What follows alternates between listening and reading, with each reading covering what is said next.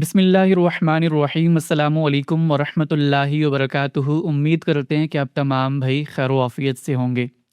آج حسن الیاس سیریز کے episode number 28 میں آپ تمام بھائیوں کو خوش آمدید، اور ان پروگرامز میں آپ سب بھائیوں کو موقع دیا جاتا ہے کہ آپ جاوید احمد غامدی صاحب کے اسٹوڈنٹ محمد حسن الیاس صاحب سے براہ راست لائیو سوالات کر سکیں۔ آج اسی سلسلے میں ہمیں جوائن کیا ہے حسن الیاس صاحب نے، تو سب سے پہلے ہم ان کو ویلکم کرتے ہیں۔ السلام علیکم ورحمۃ اللہ۔ حسن بھائی کیسے ہیں آپ؟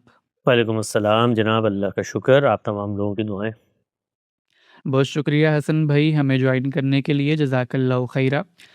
حسن بھائی ہم آڈینس کے سوالات تو لیں گے، لیکن ابتدا میں ایک سوال کرنا چاہوں گا، اور وہ یہ ہے کہ ابھی حال ہی میں اسلام آباد ہائی کورٹ کے جسٹس محسن اختر کیانی صاحب نے ایک فیملی ڈسپیوٹ پر فیصلہ سناتے ہوئے اپنی ایک لینڈ مارک ججمنٹ پاس کی، جس پر ہمارے مذہبی طبقے کی جانب سے بہت شدید رد عمل آ رہا ہے، اور ان کی طرف سے یہ کہا جا رہا ہے کہ پاکستان کے اندر ایک دفعہ پھر سے خلاف اسلام قانون سازی کے لیے راہ ہموار کی جا رہی ہے۔ وہ ججمنٹ بیسیکلی یہ تھی کہ محسن اختر کیانی صاحب کا کہنا یہ تھا کہ نکاح نامے کے اندر مزید ایک کالم ایڈ کیا جائے، جس کے اندر بیوی اور شوہر دونوں کی رضامندی کے ساتھ شادی سے پہلے ہی یہ چیز ڈکلیئر کی جائے کہ شادی کے بعد جو شوہر اپنے اثاثے بنائے گا یا پھر جو بھی ملکیت جائیداد بنائے گا، تو شوہر سے طلاق کی صورت میں اور شوہر کی وفات کی صورت میں اس جائیداد میں سے 50% بیوی کو دی جائے گی۔ تو میرا سوال بیسیکلی یہ ہے کہ کیا اسلامی شریعت کے اصولوں کی روشنی میں شوہر کی جائیداد کو محض ازدواجی زندگی کی وجہ سے اور اس بنیاد پر کہ بیوی گھریلو معاملات کے اندر شوہر کی مدد کرتی ہے، اس بنیاد پر کیا تقسیم ایکولی ڈسٹریبیوٹ کیا جا سکتا ہے، جبکہ خواتین کی سیکیورٹی کے لیے آلریڈی اسلام کے اندر ایک حق مہر کا کانسیپٹ موجود ہے، آلریڈی بیوہ کی وراثت کا قانون موجود ہے؟ تو ان قوانین کے موجود ہوتے ہوئے بھی اس طرح کا ایک انیشیٹو اپنے اینڈ پر لینا، کیا یہ قانون وراثت کے جو قرآن کے اندر قانون وراثت بیان ہوا ہے اس کو کمپرومائز نہیں کرتا؟ جی دیکھیے، کسی بھی موضوع پر اگر آپ نقد کرنا چاہتے ہیں یا اپنی تحقیق پیش کرنا چاہتے ہیں تو اس میں دو چیزیں ناگزیر ہیں۔ سب سے پہلی چیز یہ ہے کہ بحث کا دائرہ متعین کیا جائے، اور دوسری چیز یہ ہے کہ جو بھی مواقف ہیں اس میں لوگوں کی بنائے استدلال کیا ہے اس کی تنقیح ہو۔ یہ عمل جب تک نہیں ہوگا اس وقت تک کسی کی بھی بات کوئی سمجھنے کے قابل نہیں رہے گا، اس لیے کہ ایک فریق جس جگہ سے بات کر رہا ہے، جس دائرے کی بحث اس کے نزدیک یہ موضوع ہے، جو بنائے استدلال ہے، اگر آپ اس کو اپریشیٹ نہیں کر رہے تو پھر آپ جو تنقید کر رہے ہیں وہ اس تک نہیں پہنچ سکتی، اور وہ جو نقطہ نظر پیش کر رہا ہے وہ آپ تک رسائی حاصل نہیں کر سکتا۔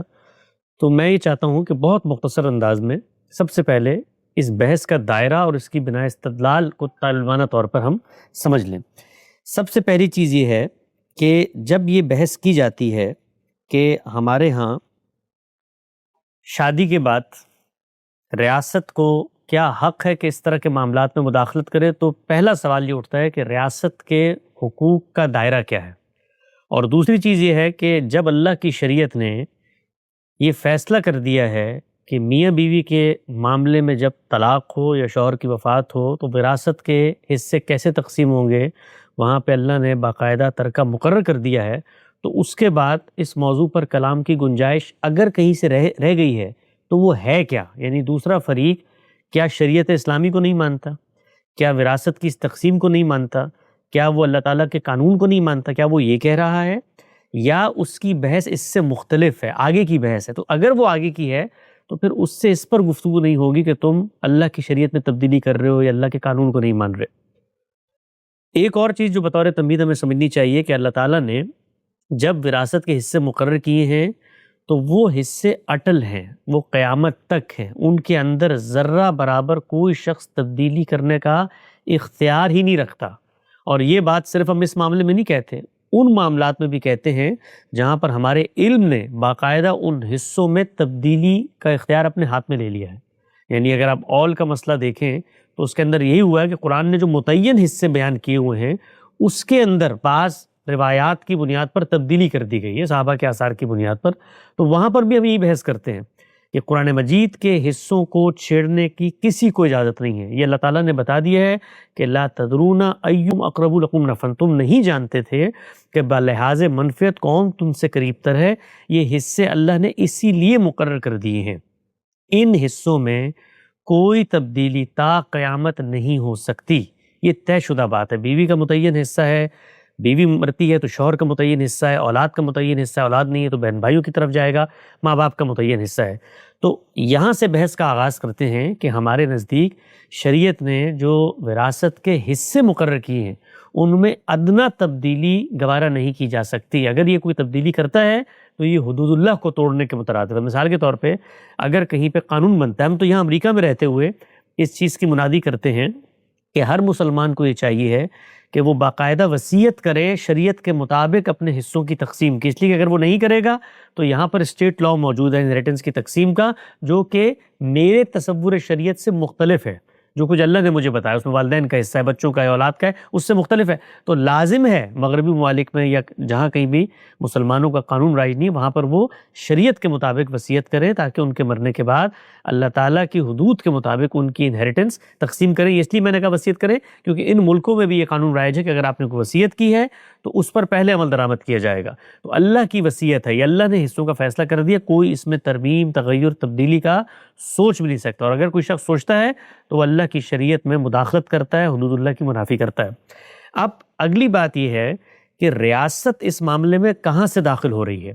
ریاست کے بارے میں ہم یہ جانتے ہیں کہ انسان جنگلوں میں بھی رہتا تھا، قبائل میں بھی رہتا تھا، اس نے ایک سفر طے کیا ہے متمدن سویلائز معاشرے کی طرف، اور ایک ادارے کو وجود پذیر کیا ہے۔ اس کو وجود پذیر کرنے کا مقصد کیا ہے کہ میرے حقوق کی سلامتی ہو، میرے خلاف کوئی جان مال آبرو کی زیادتی نہ ہو، میری حق تلفی نہ ہو۔ یہ بنیادی محرک ہے جس کی وجہ سے ہم بہت ساری چیزوں کی پابندیاں قبول کر کے ایک ٹیریٹری کے اندر رہتے ہیں، ایک امیر کا انتخاب کرتے ہیں، اس کی اطاعت کا دم بھرتے ہیں۔ مقصود کیا ہوتا ہے کہ میرے حقوق کا تحفظ ہو، یعنی ہر شخص یہ چاہتا ہے کہ اس کی جان مال آبرو یہ سلامت رہے، کوئی اس پر حملہ آور نہ ہو، کوئی اس کی حق تلفی نہ کرے۔ یہ ریاست کا دائرہ اختیار ہے۔ اس دائرہ کار کی پس منظر میں اگر وہ کوئی اقدام کرتی ہے تو اقدام کے صحیح اور غلط ہونے کا مجھے حق حاصل ہے کہ میں اس پہ تنقید کروں، لیکن یہ ریاست کا حق ہے، بلکہ حق سے آگے بڑھ کے فرض ہے کہ وہ یہ کام کرے، اس لیے کہ میں نے اس کو وجود پذیر اس لیے کیا ہے۔ تو جب ریاست اس دائرے کے اندر، یعنی شریعت کے دائرے سے باہر نکل گئی یہ بات، شریعت کے دائرے میں اللہ کا قانون روبہ عمل ہوگا، اس سے آگے بڑھ کے اگر کہیں پہ حق تلفی ہوتی ہے یا جان مال آبرو کے خلاف زیادتی ہوتی ہے تو وہاں پر کوئی ریاست مداخلت کرتی ہے، وہاں پر اس کو مداخلت کرنی چاہیے، اسی لیے ریاست کو وجود پذیر کیا۔ آپ اس کی چند مثالیں دیکھیے کہ کیسے یہ مداخلت کرتی ہے اور یہ کیسے میرے اور آپ کے تحفظ کا باعث بنتی ہے معاشرے۔ ہم وہاں پر کبھی یہ بحث نہیں اٹھاتے کہ یہاں پر تو شخصی معاملہ ہے، میرا ذاتی معاملہ ہے، یہاں پر ریاست کو کیا حق پہنچا ہے کہ وہ یہاں پر داخل ہو گئی ہے۔ مثال کے طور پہ آپ دیکھیں، میں موٹر کار خریدتا ہوں، میں مال کماتا ہوں، میں اس کی ملکیت رکھتا ہوں، لیکن جب سڑک پہ میں اس کو اتارتا ہوں تو وہاں پر ریاست نے ایک حد رفتار مقرر کر دی ہے اور یہ بتا دیا ہے کہ اس سے اگر تم تجاوز کرو گے تو تم پر جرمانہ ہوگا اور ہم تم پر سزا کا بھی نفاذ کر سکتے ہیں۔ وجہ یہ ہے کہ اگر میں حد رفتار سے آگے بڑھتا ہوں تو یہ چیز کسی دوسرے کی حق تلفی کا باعث بن سکتی ہے، کسی دوسرے کی جان لینے کا باعث بن سکتی ہے۔ تو حفظ ما تقدم کے طور پہ، پریکاشنری میجر کے طور پہ ریاست نے حد رفتار مقرر کر دی۔ وہ گلی میں الگ ہے، وہ سڑک پہ الگ ہے، وہ ہائی وے پہ الگ ہے۔ یہ اختیار ریاست کو کیسے حاصل ہوا؟ میرے تحفظ کے پس منظر میں حاصل ہوا۔ اسی طریقے سے آپ یہ دیکھیے کہ ہمارے ہاں چائلڈ لیبر کے قوانین ہیں، یعنی ایک باپ ہے، اس کا ایک بیٹا ہے، ان دونوں کا تعلق ہے، باپ جا کے بچے کو کسی فیکٹری میں لگا دے، میرا بیٹا ہے، میرا حق ہے، میں جو چاہوں کروں۔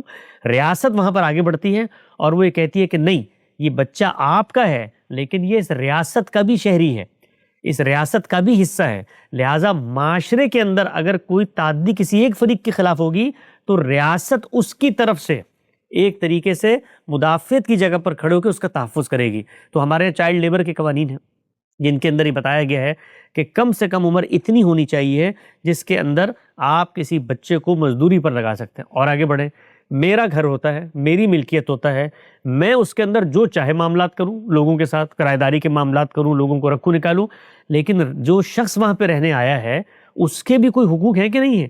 تو ریاست اس کے حقوق کی جانب کھڑی ہوتی ہے. اب وہ اپنے حقوق متعین کرے, کوئی دوسرا کرایہ دار اپنے حقوق متعین کرے, تو تنازعات کی ایک دنیا ہے. تو اس سے یونیفائڈ لا کا تصور آتا ہے تاکہ ریاست حق تلفی کو روکنے کے لیے ایک قاعدہ کلیہ بنائے اور اس پر عمل درآمد کر کے لوگوں کے حقوق کا تحفظ کرے. تو یہ مالکانہ حقوق, کرایہ داری کے معاملات, غرض یہ کہ آپ کی ریاست کے اندر جتنے قوانین آپ کو نظر آتے ہیں ہر جگہ پر, وہ قوانین اسی پس منظر میں بنتے ہیں کہ جان مال آبرو کا تحفظ اور حق تلفی کو روکنا. اس میں آپ دیکھیے کہ خود شادی کے معاملے کے اندر یہ بات کہ ایک لڑکی سے آپ شادی کرنے جا رہے ہیں, آپ کا حق ہے, لڑکی بھی راضی ہے, اس کا بھی حق ہے. کیا ضرورت پیش آئی ہے خود ہماری فقہ کو یہ طے کرنے کی کہ جی کم سے کم عمر کیا ہونی چاہیے جس کے اندر آپ کسی کے ساتھ شادی یا ازدواجی تعلق استوار کر سکتے ہیں. یہی چیز ہے کہ اگر کوئی شخص اس جگہ پر نہیں کھڑا ہوا کہ وہ اپنے فیصلے اس بلوغت اور اس رشد سے کر سکے جو ذہنی طور پر اس طرح کے معاملے میں درکار ہوتی ہے, تو پھر معاشرہ اس کے تحفظ میں کھڑا ہوتا ہے. وہ طے کرتا ہے کہ نہیں اس طرح کے معاملات میں اس کی حق تلفی ہوگی اور یہ اپنی حق تلفی کو جاننے کے لیے بھی قابل نہیں ہے, لہٰذا وہاں پر آپ ایک قانون بنائے تھے.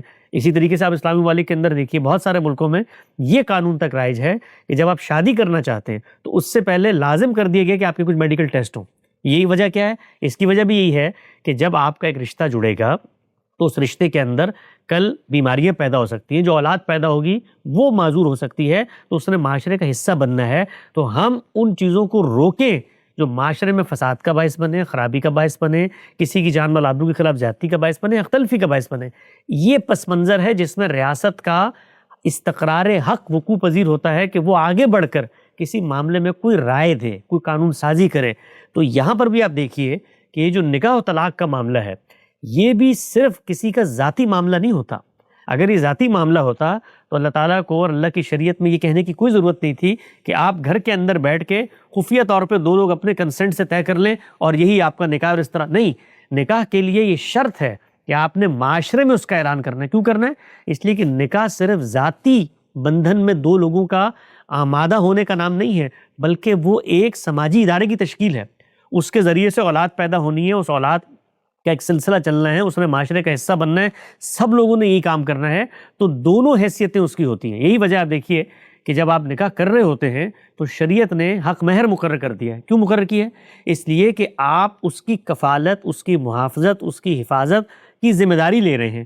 تو اس ذمہ داری کا ایک ٹوکن منی ہے جو معاشرے کی موجودگی میں آپ نے طے کرنا ہے.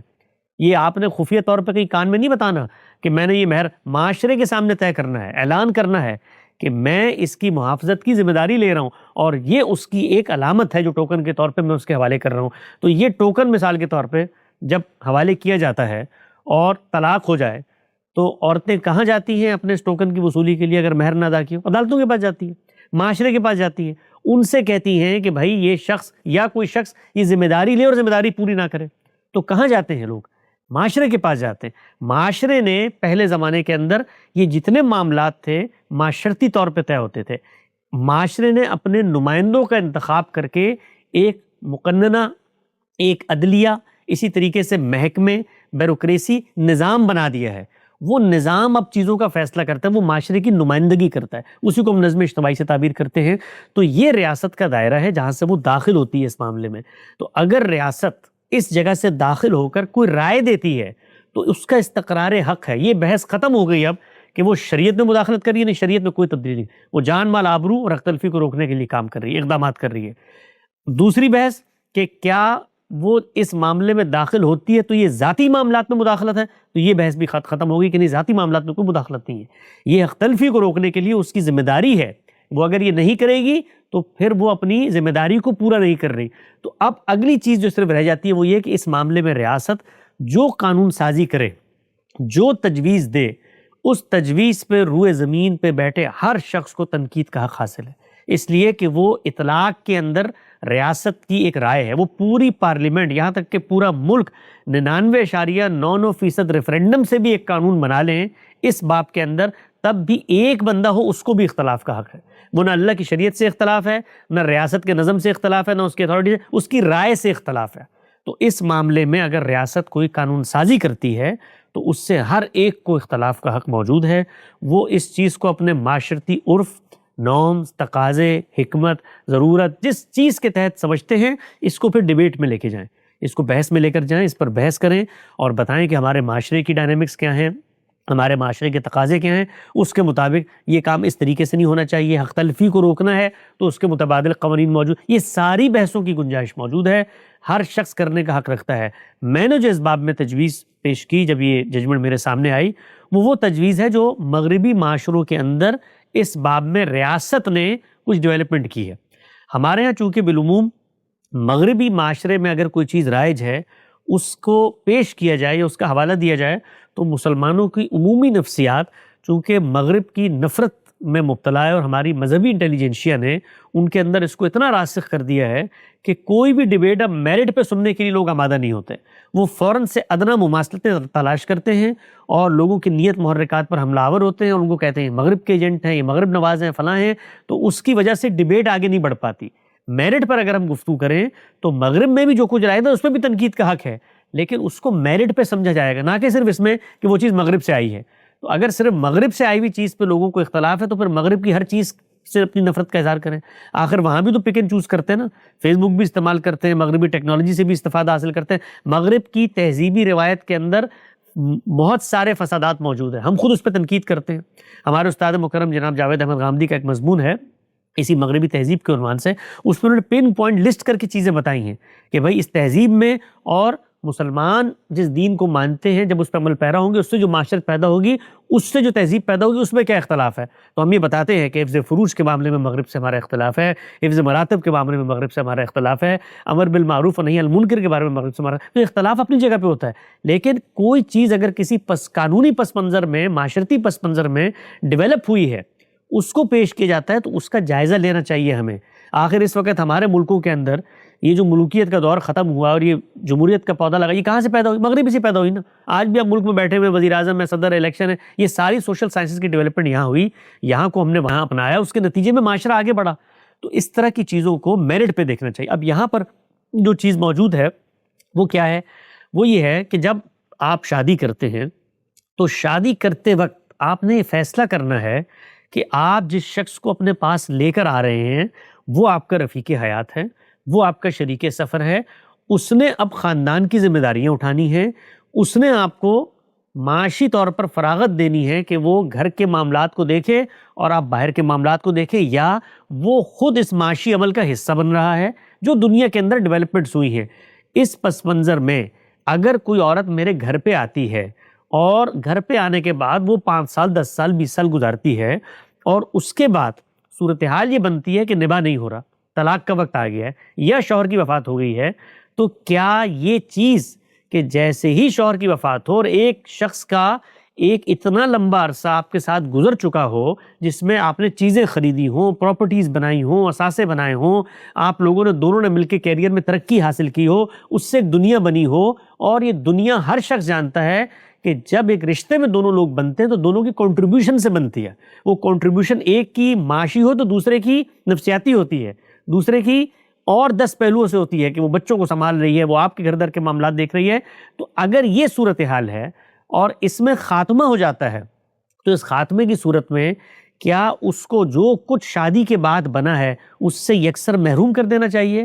یہ سوال وراثت کی تقسیم کا سرے سے سوال ہی نہیں ہے، یہ سوال دنیا کے اندر جو معاملات پیش آ رہے ہیں، لوگوں کی زندگی کے اندر جو چیزیں پیش آ رہی ہیں، احوال پیش آ رہے ہیں، ان کے بارے میں قانون سازی سے اس کا تعلق ہے کہ اگر اس کو یکسر محروم کر دیا جائے، یہ جو کچھ ڈیولپمنٹ ہوئی تھی، تو کیا یہ اس کی حق تلفی ہے؟ کیا یہ اس کے ساتھ زیادتی ہے؟ ہم یہ دیکھتے ہیں، آپ یہ دیکھیے دنیا بھر میں، خود ہمارے معاشروں میں آپ دیکھیے کہ جب طلاق ہوتی ہے یا جب شوہر کی وفات ہوتی ہے تو یہ واقعہ ہے، اور یہ جو قانون سازی یہاں پر ہوئی ہے یہ ایک دن میں نہیں ہو گئی ہے، یہ لوگوں کے سماج کے تعاملات اور نظائر کو دیکھ کر یہ انسان نے چیز اخذ کی ہے۔ تو ہمارے یہاں ہوتا کیا کہ جب طلاق ہو گئی تو اس کے بعد کہاں جائے گی بیوی؟ نکل کے والدین کے گھر پہ جائے گی یا بھائیوں کے گھر پہ جائے گی، یعنی کوئی زندگی نہیں ہوتی اس کی، اس کے پاس یہ حق بھی نہیں ہوتا کہ وہ جس گھر میں اس نے 20 سال 30 سال گزارے ہیں وہاں پر ہی بیٹھی رہے، اس کو نکلنا ہوتا ہے وہاں سے۔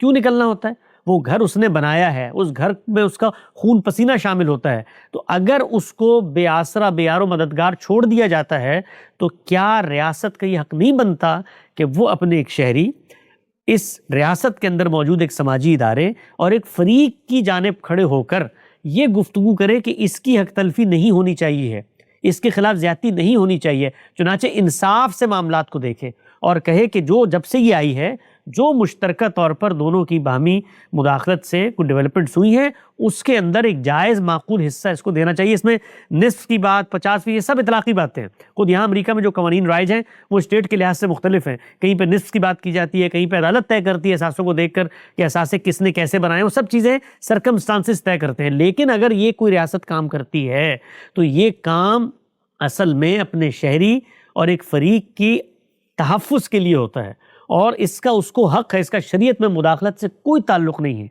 یہ بحث ہے، اس پس منظر کی بحث ہے، اس دائرے کی بحث ہے، اور میں نے اس پر یہ عرض کیا تھا اور لکھا تھا کہ ہمارے ہاں عام طور پر یہ سمجھا جاتا ہے کہ جی اس طرح کی جب آپ شرائط داخل کر دیں گے تو اس سے نکاح کا ادارہ بڑا مجروح ہوگا، لوگ شادی نہیں کریں گے، تو اب پھر بحث اس دائرے میں کریں۔ نہ شریعت کی اختلفی کی بحث ہے، نہ ریاست کے قانون سے تجاوز ہونے کی بحث ہے، حکمت اور تدبیر کی بحث ہے۔ آپ بھی 10 تجویزیں رکھیں کہ اس سے نکاح مشکل ہوگا، پھر دوسری جانب سے بھی لوگوں کو بات کرنے کا حق ہوگا کہ یہ نکاح اگر آپ نے اس چیز کا نام رکھا ہوا ہے کہ دو لوگ اٹھیں جذباتی طور پہ ایک بندھن میں بندھے اور جنسی تعلقات کو لیگلائز کرنے کا نام نکاح ہے، تو ہمارے معاشرے کے اندر جا کر آپ دیکھیں جو اس وقت طلاق کا ریشو ہے، یہ شرائط تو نہیں موجود نا، تو پھر کیوں طلاقیں ہو رہی ہیں؟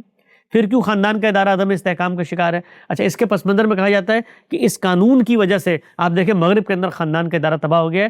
یہ قانون اس سے بڑے پہلے سے رائج ہے جب یہاں پر وہ تعدی انسانوں نے شروع کی جس سے خاندان کے ادارے کا انہدام ہوا ہے، یعنی 1960 تک آپ یہ دیکھیے کہ اس مغربی معاشرے میں، امریکہ کی مثال لے لیں، یہاں پر 88 سے 90% خواتین جن کی 20 سال سے زیادہ عمر ہوتی تھی وہ شادی کے بندھن میں بندھی ہوتی تھی۔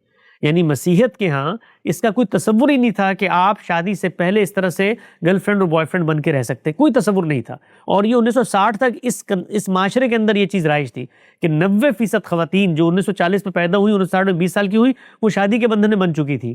1960 کے اندر کچھ تبدیلیاں آئیں، اور وہ الگ تبدیلیاں ہیں، ان کے الگ محرکات ہیں۔ فیمنزم کی تحریک اٹھی، یہاں پر جو مذہب سے نفرت کا ایک نہاد تھا بڑے پس منظر میں، اس سے لوگ بالکل برانگیختہ ہو گئے۔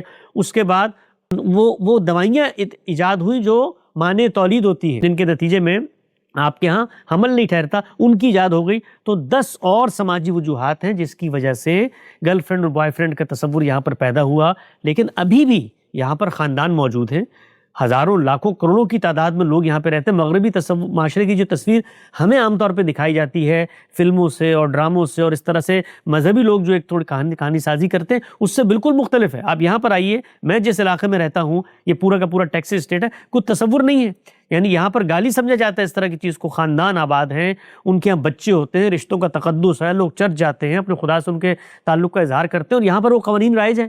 اور کہیں اگر اس کی بھی خلاف ورزی کوئی کر رہا ہے یا اس کو بھی مس یوز کر رہا ہے، اس کے بھی قوانین موجود ہیں۔ یعنی آپ کو یہ حق دیا گیا ہے کہ آپ پہلے طے کر لیں، اور بیوی کو بھی یہ بتا دیں، وہ پھر بیوی کی کنٹریبیوشن بھی اسی طریقے سے رہے گی خاندان میں، وہ بتا دیں آپ، اور پری نپ کہتے ہیں اس کو، آپ پہلے سائن کر لیں کہ جی شادی کے بعد جتنی جائیداد بنے گی اس میں ایک کوڑی تمہیں نہیں دوں گا، آپ سائن کر لیں۔ اس کے بعد پھر اس کی جو مداخلت ہے شادی میں وہ بھی اسی نوعیت کی ہوتی ہے۔ تو اس سے کوئی خاندان کا ادارہ کمزور نہیں بلکہ اور مضبوط ہوتا ہے، اس سے بچے مضبوط ہوتے ہیں۔ آپ یہ دیکھیے کہ آپ کا خاندان کا ادارہ ٹوٹ بھی گیا تو بچے بے آسرا نہیں ہوتے کہ ادھر ادھر پھر رہے ہوں، وہ ماں کے پاس ایک مستحکم جگہ ہوتی ہے، وہاں پر وہ ان کو رکھتی ہے، بچے مس یوز نہیں ہوتے، ان کا ابیوز نہیں ہوتا، ان کے پاس ایک سائبان ہوتا ہے۔ تو اس مغربی معاشرے کے اندر گھر جب آپ لیتے ہیں تو وہ مشترکہ ملکیت بنتا ہے۔ اس مشترکہ ملکیت میں جب آپ کا معاملہ ختم ہو جاتا ہے تو وہ بے سائبان نہیں ہوتی خاتون۔ تو اس پس منظر میں یہ قوانین پیدا ہوئے ہیں، اور ہمارے یہاں اس کی تجویز دی جا رہی ہے۔ لوگوں کو اختلاف کا حق ہے، قوانین اپنے کلچرل کونیٹیشن میں ماڈیفائڈ بھی ہوتے ہیں، وہ سب چیزیں آپ کر سکتے ہیں، لیکن نہ یہ شریعت کی خلاف ورزی ہے، نہ ریاست نے اپنے دائرے سے تجاوز کیا ہے، بلکہ یہ عین ریاست کی جو ذمہ داری ہے اس کے مطابق ہے۔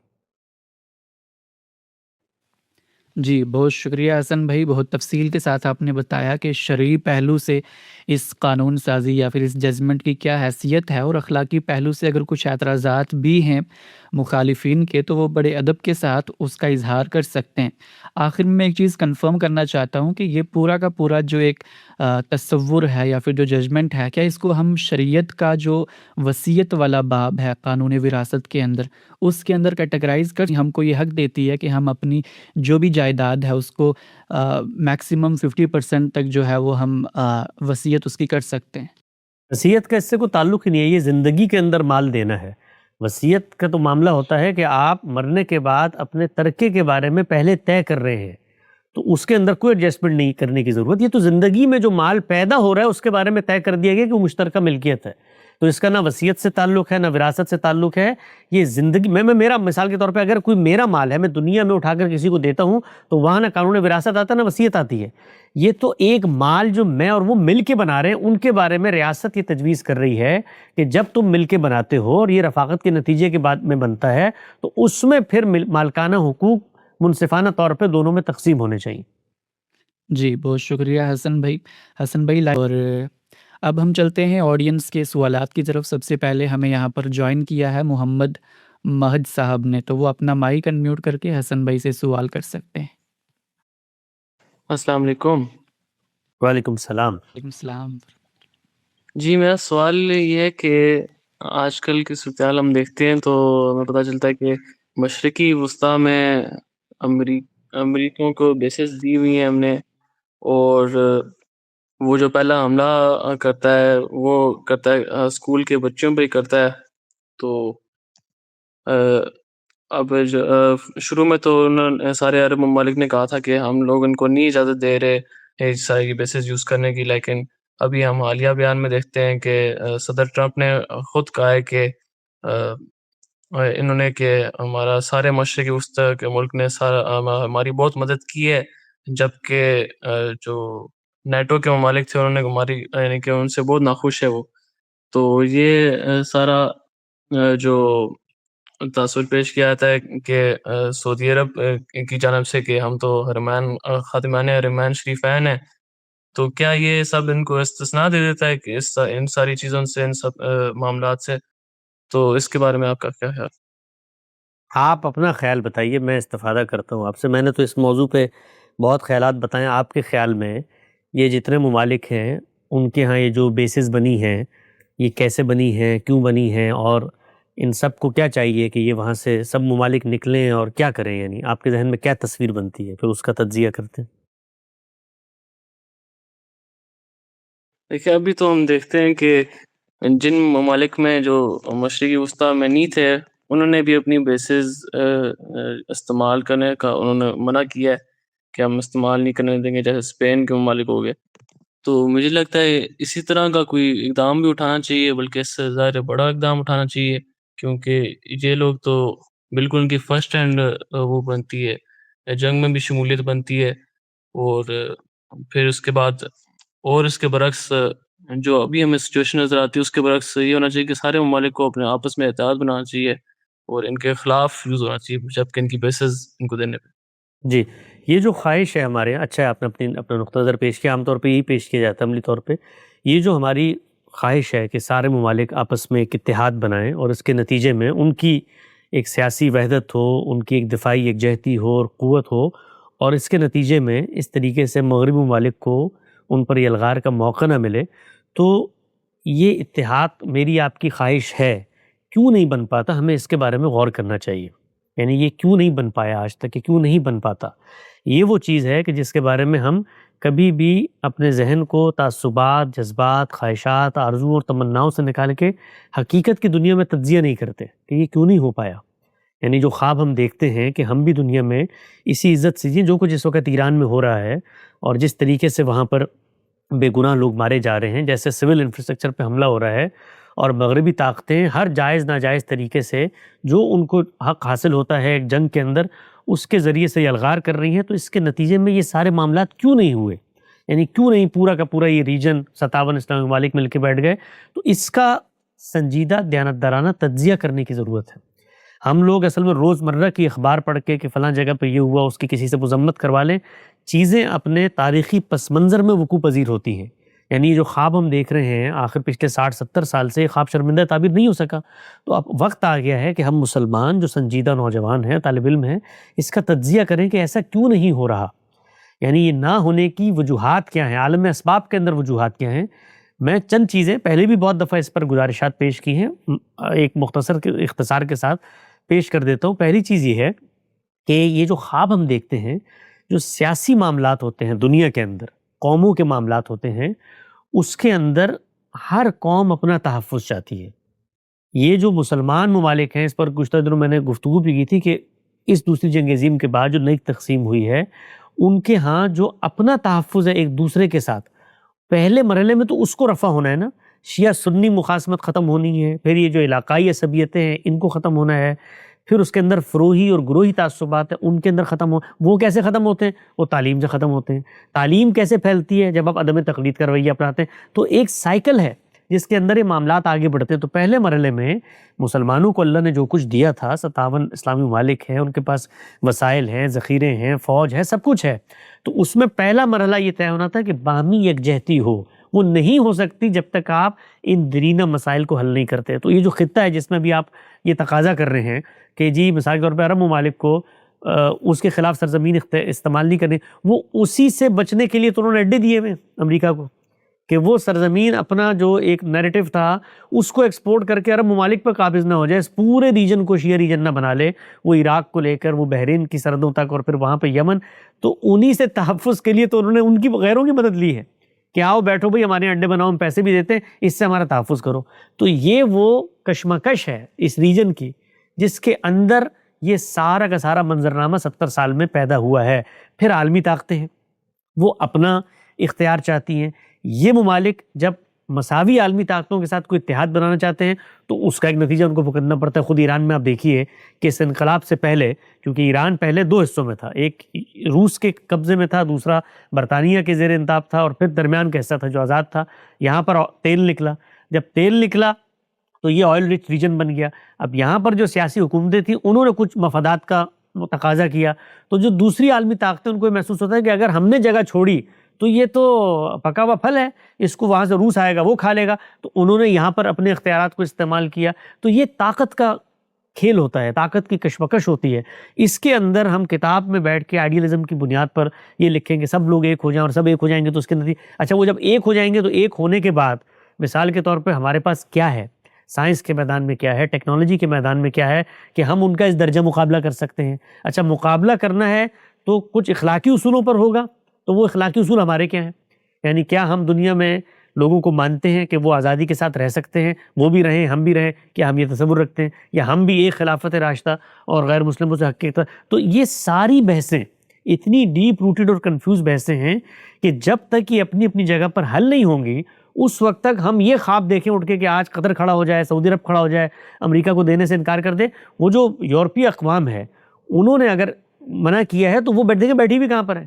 یعنی اگر صورتحال یہ پیدا ہو جائے کہ ایک عالمی طاقت کو اس درجہ خطرہ پیدا ہو جائے تو وہ ان پہ حملہ آور ہو جائے گا. اور ہوئے ہوئے نا اس وقت آپ دیکھیے کہ وہاں روس یوکرین پہ حملہ آور ہوا تو پوری مغربی دنیا اس کے تحفظ میں کھڑی ہوئی ہے.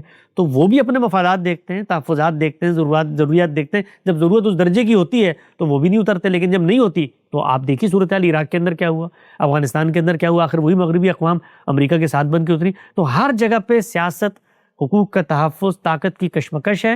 اس کے اندر جو چیز مسلمانوں کو سمجھنے کی ہے وہ یہ ہے کہ بھائی آخر میں تو ہم پسیں گے نا، کچھ بھی ہو جائے. آخر فلسطین میں بچے ہمارے مرے. جب ہم یہ کہتے تھے یا اب بھی کہتے ہیں کہ تصادم سے گریز کرو، ہم تصادم کی جگہ پر نہیں کھڑے ہوئے. آپس میں بھی مسلمان ایک دوسرے سے تصادم سے گریز کریں. جس طرح ایران نے عراق کے ساتھ جنگ کی، اسی طریقے سے عراق اور کویت کی جنگ ہوئی، پھر وہاں پر اپنی داخلی طور پہ، پھر یہ پورے ریجن کے اندر پراکسی، پھر اس کے ذریعے اسرائیل پہ. تو یہ تصادم ہے، کشمکش ہے. یہ کریں گے تو پھر لوگوں کو یہ جواز مل جائے گا ظاہر کے اندر، اخلاق میں نہیں، حقیقت میں نہیں، انداللہ نہیں، ظاہر میں، کہ وہ دنیا کو کہیں گے بھئی ہم تو اپنے حقوق کا تحفظ کر رہے ہیں. تو اس کے نتیجے میں ہوگا کہ بچے ہمارے مریں گے، ہمارے تہران اور اصفہان جو ہیں وہ ملیہ میٹ ہوں گے. تو ہمیں دین یہ کہتا ہے کہ اپنے آپ کو بھی بچاؤ، اپنے آپ کو ہلاکت میں مت ڈالو.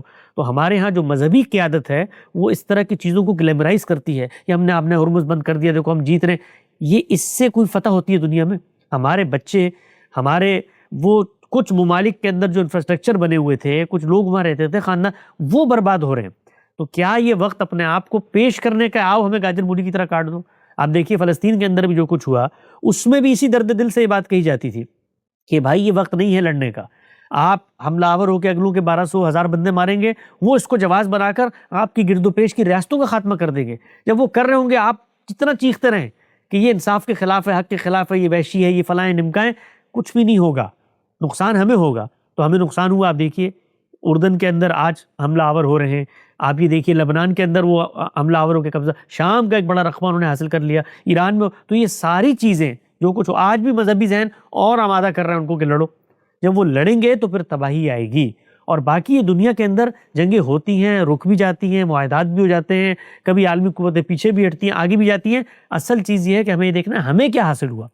تو ہمیں نقصان ہو رہا ہے، اس وقت بھی ہمارے بچے مر رہے ہیں. آج مثال کے طور پہ آپ پاکستان میں بیٹھے ہوئے ہیں، پورا پاکستان کا مذہبی طبقہ کھڑا ہوا ہے جی، ایران ڈٹ گیا اور امریکہ کا مقابلہ کر رہے ہیں. یہ آج ہماری معاشی کیفیت کیا ہوگی جنگ کے نتیجے میں؟ ابھی آپ صرف سوچیں، ابھی جنگ شروع ہوئی ہے تو گرد و پیش کے مسلمان ممالک کی معاشی کیفیت کیا ہو گئی ہے کہ وہاں پر کھانے پینے کے لالے پڑ گئے ہیں کہ تیل جو ہے وہ 500 روپے لیٹر ہو گیا ہے اور 10 چیزیں. تو اب اس موقع پہ ہم کیا کریں گے؟ حکومت کو گالیاں دیں گے، حکمران بھائی وہ جو آپ نے جس جنگ کی حمایت کا مذہبی طبقہ دم بھرتا ہے تو یہ اس کے نتائج ہوتے ہیں نا. ابھی تو یہ نتائج آنا شروع ہوئے ہیں. یہ نتائج اتنے بھیانک ہوتے ہیں، اتنے خطرناک ہوتے ہیں کہ قرآن مجید نے اس کی تصویر کھینچی، ہر سو نسل کی تباہی ہو جاتی ہے. تو ہمیں جنگوں سے گریز کرنا ہے، اپنے رویوں پہ غور و فکر کرنا ہے، جو کچھ ہمیں حاصل تھا اس پر قائم رہنے، اس پر بقا کی اللہ سے دعا کرنی ہے، اور خاموشی کے ساتھ اپنی تعمیر میں براہ راست کنفرنٹیشن کے رویے اختیار نہیں کرنے. ہم نے عالمی قوتیں ہوں یا علاقے کی مخاصمتیں ہوں، اس میں جب آپ ایکسٹریم پہ جائیں گے تو پھر اس کا نتیجہ نکلے گا اور نتیجے میں ہمیں زیادہ نقصان ہوگا. ان کو بھی اللہ میاں مزہ چکھا رہا ہوتا ہے، ان کی بامی چپکرش بھی چل رہی ہوتی ہے. خود اس وقت جو جنگ جاری ہے اس میں دوسری عالمی قوتیں کیسے مددگار بن رہی ہیں ایران کی، اور وہ کیسے امریکہ کو نیچے دکھانا چاہے، 10 چیزیں چل رہی، لیکن آخر میں پسیں گے تو ہم نا. تو ہم نے اپنے آپ کو پسنے سے روکنا ہے، اور پاکستان اس میں بڑی اچھی مثال ہے کہ اس نے کبھی عالمی قوتوں کے ساتھ براہ راست مخاصمت کو مول نہیں لیا، اور اس کے نتیجے میں اللہ کی عنایت بھی اس پر ہوئی تو اس کو مہلت بھی ملی خود اپنی تعمیر کے لیے، ترقی کے لیے. آج ہمارا دفاع ناقابل تسخیر ہے ایک معنی میں، کہ ہم ایٹمی قوت بھی بن گئے اور ہمارے پاس اتنی مضبوط فوج بھی موجود ہے. اس پر ہمیں فخر کرنا چاہیے. لیکن یہ کیسے ہوا ہے؟ یہ ایک دن میں ہوا ہے. یعنی اگر یہاں پر بھی مذہبی طبقہ حکومت میں آ جاتا اور پہلے دن سے مرگ بر اسرائیل، مرگ بر امریکہ کی گالیاں دیتا، اور اس کے بعد ہر جگہ پر پراکسیز بناتا اور ان کے جو مفادات کی ریاستیں وہاں پر حملہ، تو کیا ہم یہاں تک پہنچ سکتے تھے؟ وہ تو ہمارا ملک بھی ہمارے ہاتھ سے چلا گیا ہوتا. تو یہ وہ چیز ہے جس کو جذبات سے اوپر اٹھ کے لوگوں کو سمجھنا چاہیے. لیکن مجھے پورا اب تک کا میرا تجربہ پچھلے 4-5 سال میں جب میرے خود اس طرح کے افکار میں ڈیولپ ہوئی اور غامدی صاحب سے میں نے سیکھا، اندازہ یہ ہوا کہ مسلمان قوم کو ہر چیز آپ سکھا سکتے ہیں، لیکن یہ جو ملی معاملات میں جذباتیت ہے اس سے آپ نہیں نکال سکتے. یہ ایسا نسٹیلجیا ہے کہ اس میں عقل کام کرنا بند ہو جاتی ہے. آج بھی آپ دیکھیے کہ جو کچھ فلسطین کے اندر، غزہ کے اندر ہوا ہے، یعنی ہر سو نسل کی تباہی، جینوسائیڈ تو چھوٹا لفظ ہے، اس سے کسی نے اختلاف نہیں کیا، کبھی اختلاف نہیں کیا کہ یار بچے مر رہے ہیں، عورتیں مر رہی ہیں، یہ ظلم کی آخری حد ہے. لیکن بتانے کی یہ کوشش کی کہ اپنے کہیں کو کیے کو بھی تو جہاد مت کہو، اس پر بھی تو نظر ثانی کرو کہ اس طرح حملہ آور ہوگے تو اگلے آگے ماریں گے نا یار بچے. تو جب ہم یہ کہتے تھے تو کہتے یہ تو بچوں کو مارنے کی حمایت کر رہے ہیں، یہ اسرائیل کے اپنے آپ کو بچانے کی بات کرتے ہیں. تو آج بھی اب دیکھیے وہ کیا گلوریفائی کرتے ہیں کہ انہوں نے اپنا مقدمہ عالمی سطح پر پہنچا دیا اور یہ کر دیا. وہ بھائی پوری نسل تباہ ہو گئی، 70,000 لوگ برباد ہو گئے. جہاں ان کو اقتدار حاصل تھا وہ چلا گیا، گرد و پیش کے ملکوں میں جن مسلمان قوتوں کا اقتدار تھا وہ چلا گیا. تو اس لڑنے سے جو حاصل ہوا اس سے زیادہ کچھ لڑنے سے پہلے آپ کو حاصل موجود تھا. تو یہ چیزیں ہیں، میرا خیال ہے یہ جذباتیت سے اوپر اٹھ کے سوچنا چاہیے. خود عرب ممالک کی جو یہاں پر بنی ہوئی ہیں بیسز بنی ہیں، یہ ایک دن میں بن گئی ہیں. یعنی پہلی بیس 1945 میں دہران میں بنائی ہے امریکہ نے، وہ دوسری عالمی جنگ کا فاتح تھا، بدماشی سے بنائی ہے اس نے کہ اس علاقے کو ہم دیکھیں گے، کور کریں گے. تو اب وہ بیٹھا ہوا ہے، طاقتور ہے، اس کے ہاتھ میں اختیار ہے. تو سیاسی مفاہمت، سیاسی معاملات میں اگر آپ مذہبی تصورات کو لے کر آئیں گے، خاتمے کے خواب دیکھیں گے، تو پھر جنگ ہوگی. پھر جنگ میں رونا دھونا نہیں بنتا، جنگ میں یا تخت ہوتا ہے یا تختہ ہوتا. جی بہت شکریہ محمد مہد صاحب ہمیں جوائن کرنے کے لیے، جزاک اللہ خیرہ. تب تک ہم نیکسٹ کالر کو لیتے ہیں. شعیب بھائی آپ اپنا سوال کر سکتے ہیں. السلام علیکم استاد. بھائی میں طالب علم ہوں، استاد مت کہا کرو. اچھا استاد، حال دن آپ کی ایک ویڈیو کافی وائرل کی ایران کے اوپر، تو اس میں ہمارے مفتی کامران صاحب ہیں، کافی نرمی کے ساتھ وہ بات کرتے ہیں. انہوں نے کافی غصے کا اظہار کیا کہ یہ جو لوگ قرآن کی رٹ لگائے بیٹھے تھے وہ تاریخ میں گھس گئے. وہ یہ کہتے ہیں کہ آپ یہ بات کیوں نہیں کہتے کہ جو ایران حملہ کر رہے ہیں اس کے اوپر، اسرائیل کے اوپر، یہ اللہ کی اسکیم کا ہی حصہ ہے، کیونکہ ان پہ عذاب کے ایپیسوڈ سوانی ہیں.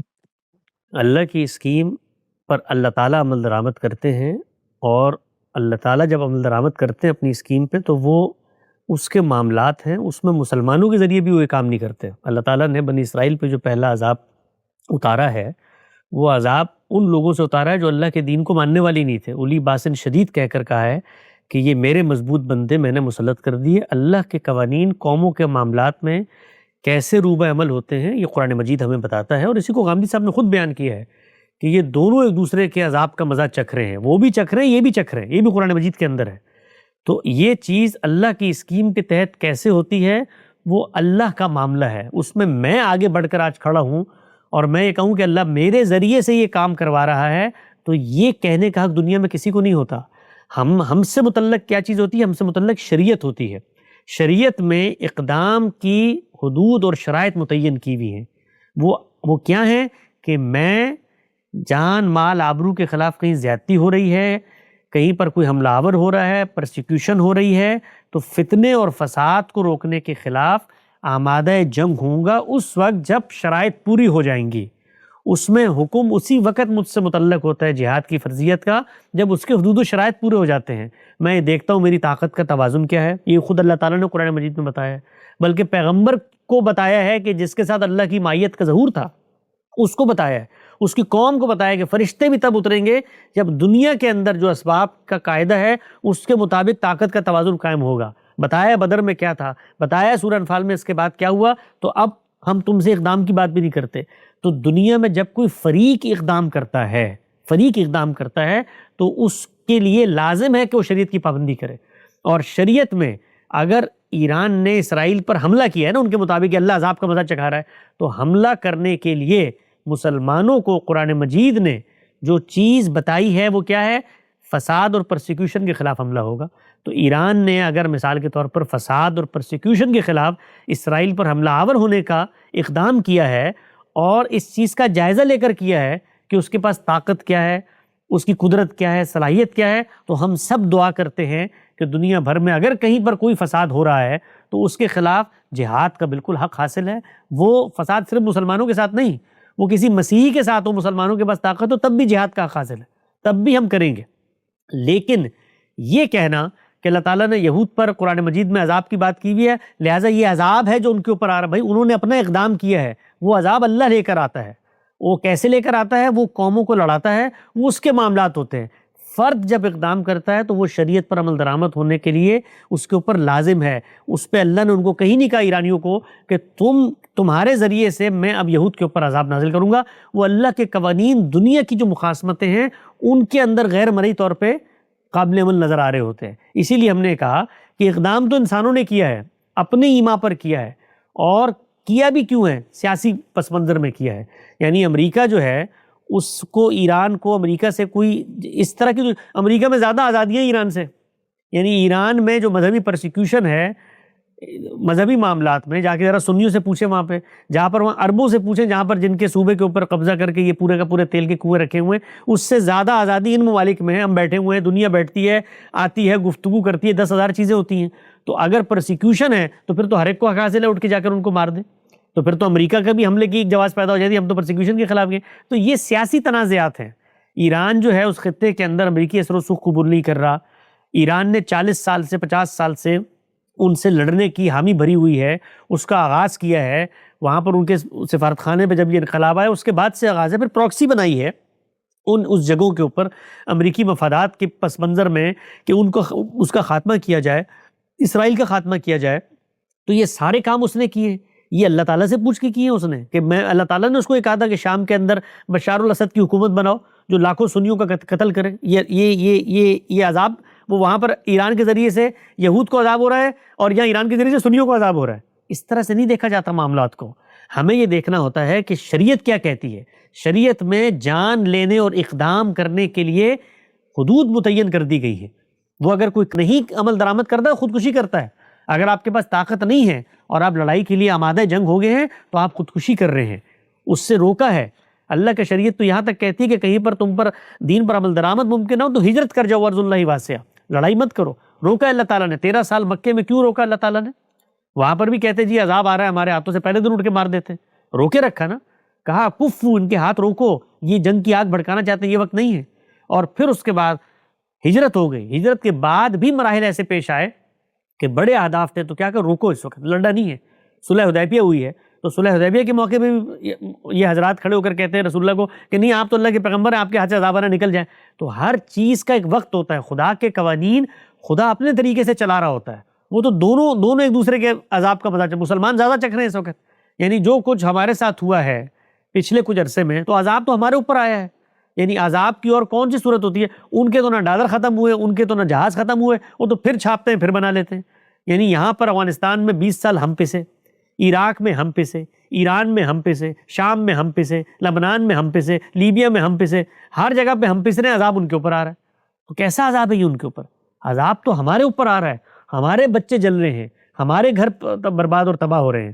یعنی غزہ کے اندر جو کچھ ہوا ہے اس کے نتیجے میں جو بربادی اور تباہی ہے وہ ہم پر آئی ہے یا مخالف فریق پر آئی ہے؟ اچھا اس پر جو کچھ آئی ہے وہ تو اس سے ریہیبلیٹیٹ کر جاتا ہے. اتنا مال، اتنا سرمایہ، اتنی ٹیکنالوجی، اتنے اتحاد، اتنے بڑے پس منظر اس کے پیچھے موجود ہیں کہ وہ پھر سے تعمیرات کر لیتے ہیں. ہمارے پیچھے کون ہے بھائی؟ ہمارے پیچھے کون ہے؟ تو یہ معاملات کو دیکھنے کا صحیح زاویہ نہیں ہے. مسلمانوں نے جو عالمی بندوبست بنا تھا اس کے اندر بڑی غیر اخلاقی چیزیں ہوں گی، اس کے اندر بڑی ظلم و عدوان پر مبنی چیزیں ہوں گی. جو کچھ حاصل ہو چکا تھا اس پر قائم رہ کے تعمیر کا کام کرنا تھا، تصادم سے گریز کرنا تھا. اب اگر آپ اللہ کے پس منظر میں اس پر عمل پیرا ہیں، اب ذرا 1 منٹ کے لیے ذرا تصور کریں، ذرا سوچئے گا، رک کے سوچئے گا کہ جس وقت یہود یہ بات کرتے ہیں کہ ہم نے تو گریٹر اسرائیل بنانا ہے اور ہم اپنی سرحدوں کی توسیع چاہتے ہیں، اس وقت مسلمان کیسے برانگیختہ ہو کے کہتے ہیں کہ یہ دیکھیے یہ تو ان کے مذہبی تصورات ہیں، یہ تو ہمیں چین سے رہنے نہیں دیں گے اور انہوں نے تو ہماری سلطنت کا خاتمہ کرنا ہے اور انہوں نے تو آگے بڑھنا ہے، لہٰذا اب ہمارے پاس کوئی دوسرا وہ اگر یہ مقدمہ پیش کریں کہ یہ دیکھو ان کی مذہبی کتابوں میں لکھا ہوا ہے کہ یہ اللہ کا عذاب بن کے ہمارے اوپر آئیں گے، تو ان کو کیوں حق نہیں پہنچتا بھائی کہ وہ اپنے آپ کو اس عذاب سے بچائیں؟ کیوں حق نہیں پہنچتا؟ یعنی وہ ان کی جگہ پر آپ کھڑے ہو نا، آپ کے نزدیک نہیں پہنچتا ہوگا، ان کی جگہ پر آپ کھڑے ہوں اور یہ تو پورے کے پورے اس مقدمے کو ثابت کر دیا کہ ایران اگر اللہ کا عذاب بن کر یہود کے اوپر نازل ہو رہا ہے تو یہ تو پورا مقدمہ ثابت ہو گیا ان کا، یہود کا، کہ یہ اس خطے میں ہمارے وجود کو گوارا ہی نہیں کرتے، لہٰذا ہم ان کا خاتمہ کریں گے. تو بس پھر آئیے خاتمے کی جنگ ہے، دیکھتے ہیں یہ عذاب کس کے اوپر کیسے نافذ ہوتا. اور بہترین انداز میں آپ نے یہاں پر جواب دیا. ہم نعمان صاحب سے پھر گزارش کریں گے کہ وہ اپنا مائک انمیوٹ کر کے سوال کر سکتے ہیں، اگر آپ بات کر سکتے ہیں. جی السلام علیکم حسن بھائی. وعلیکم السلام.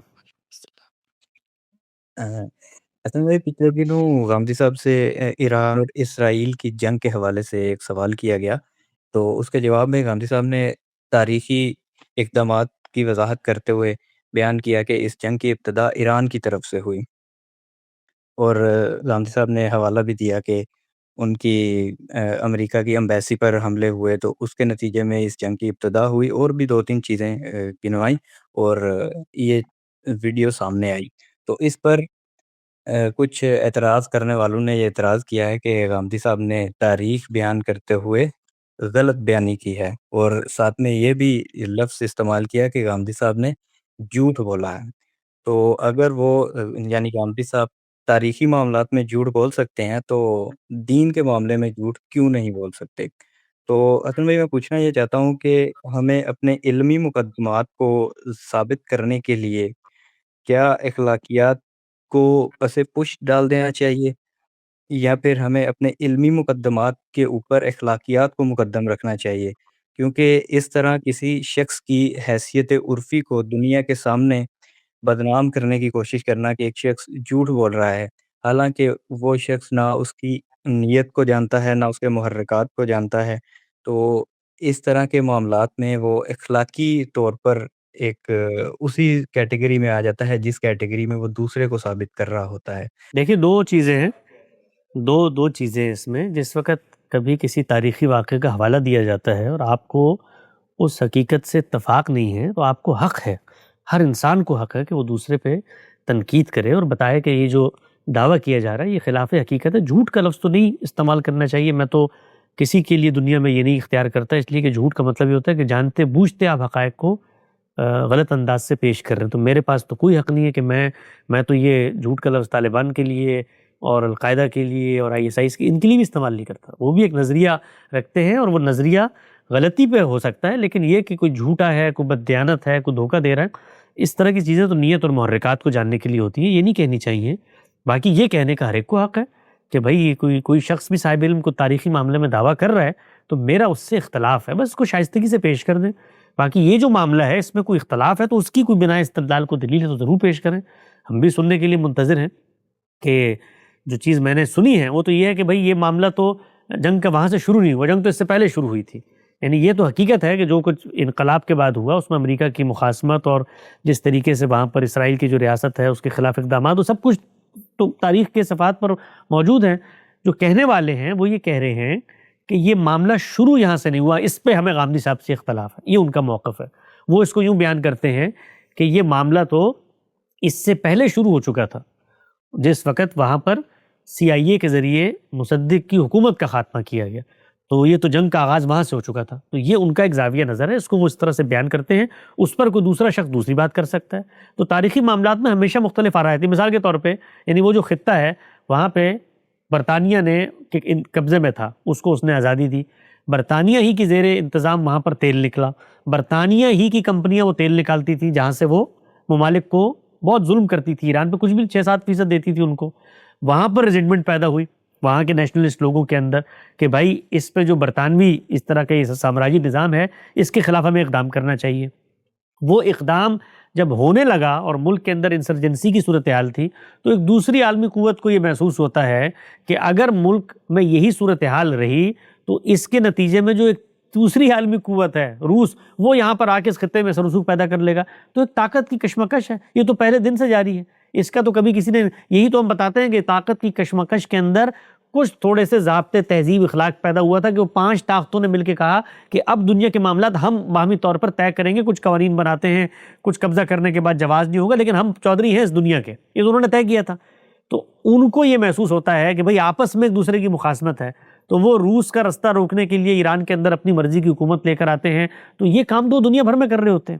یہ کوئی جنگی اقدام، یہ غیر اخلاقی اقدامات ہیں، یہ غیر انسانی، جو نام دینا چاہے ہم اس کو بددیانتی کا دے سکتے ہیں، لیکن یہ کوئی قوم کے خلاف جنگ کا اقدام نہیں، یہ اپنی طاقت کو اس خطے میں بچانا ہے. تو وہ دوسری حکومت لا کے انہوں نے بٹھائی بادشاہ، وہ بڑا محبوب تھا ان کا. اب آپ دیکھیے یعنی اگر انہوں نے کوئی مصدق کی حکومت گرا کر قوم کے ساتھ جنگ کا آغاز کیا ہوتا تو پھر تو آپ کہتے ہیں اس کے بعد انہوں نے اپنا اس شاد اس کو مضبوط کیا اور وہ ان کا نان نیٹو الائے بن گیا. سارے معاملات اس خطے کے ریجن کے وہ دیکھتا تھا تو ان کی دوست. تو یہ تو طاقت کی رساکشی ہے، کشمکش ہے. یہ کہاں جاری نہیں ہے؟ یہ پاکستان میں نہیں ہے. یعنی افغانستان کے ساتھ ہم یہ کام نہیں کرتے. خود پاکستان بھارت کے ساتھ جو معاملات کر رہا ہوتا ہے وہاں پر جو گروہ، تو یہ دنیا بھر میں جاری ہے بھائی.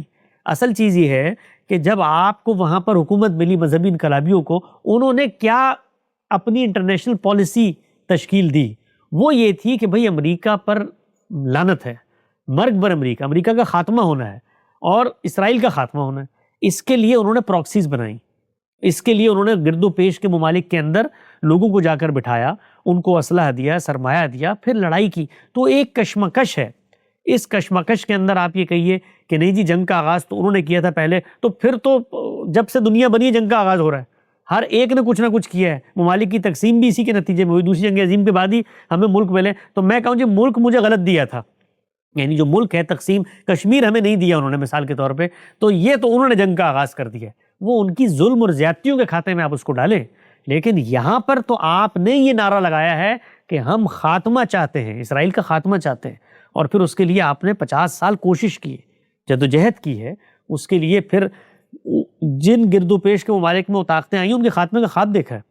یعنی وہاں پر جس طرح سے امریکی افواج ہوں یا باقی ان کے خاتمے کا خواب دیکھا ہے. لڑائی کی ہے، عراق کے اندر لڑائی کی ہے، ہر جگہ پہ لڑائی کی ہے، تو ان کے اتحادی کے خاتمے کا خواب دیکھا ہے. تو جنگ تو ہو گئی ہے.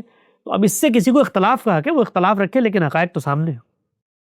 جی بہت شکریہ نعمان صاحب. ہم آپ سے اجازت لینا چاہیں گے. نیکسٹ کالر یہاں پر ہیں جہانگیر صاحب، وہ اپنا مائک انمیوٹ کر کے سوال کر سکتے ہیں. السلام علیکم حسن صاحب، کیسے ہیں آپ؟ وعلیکم السلام جی، دعائیں.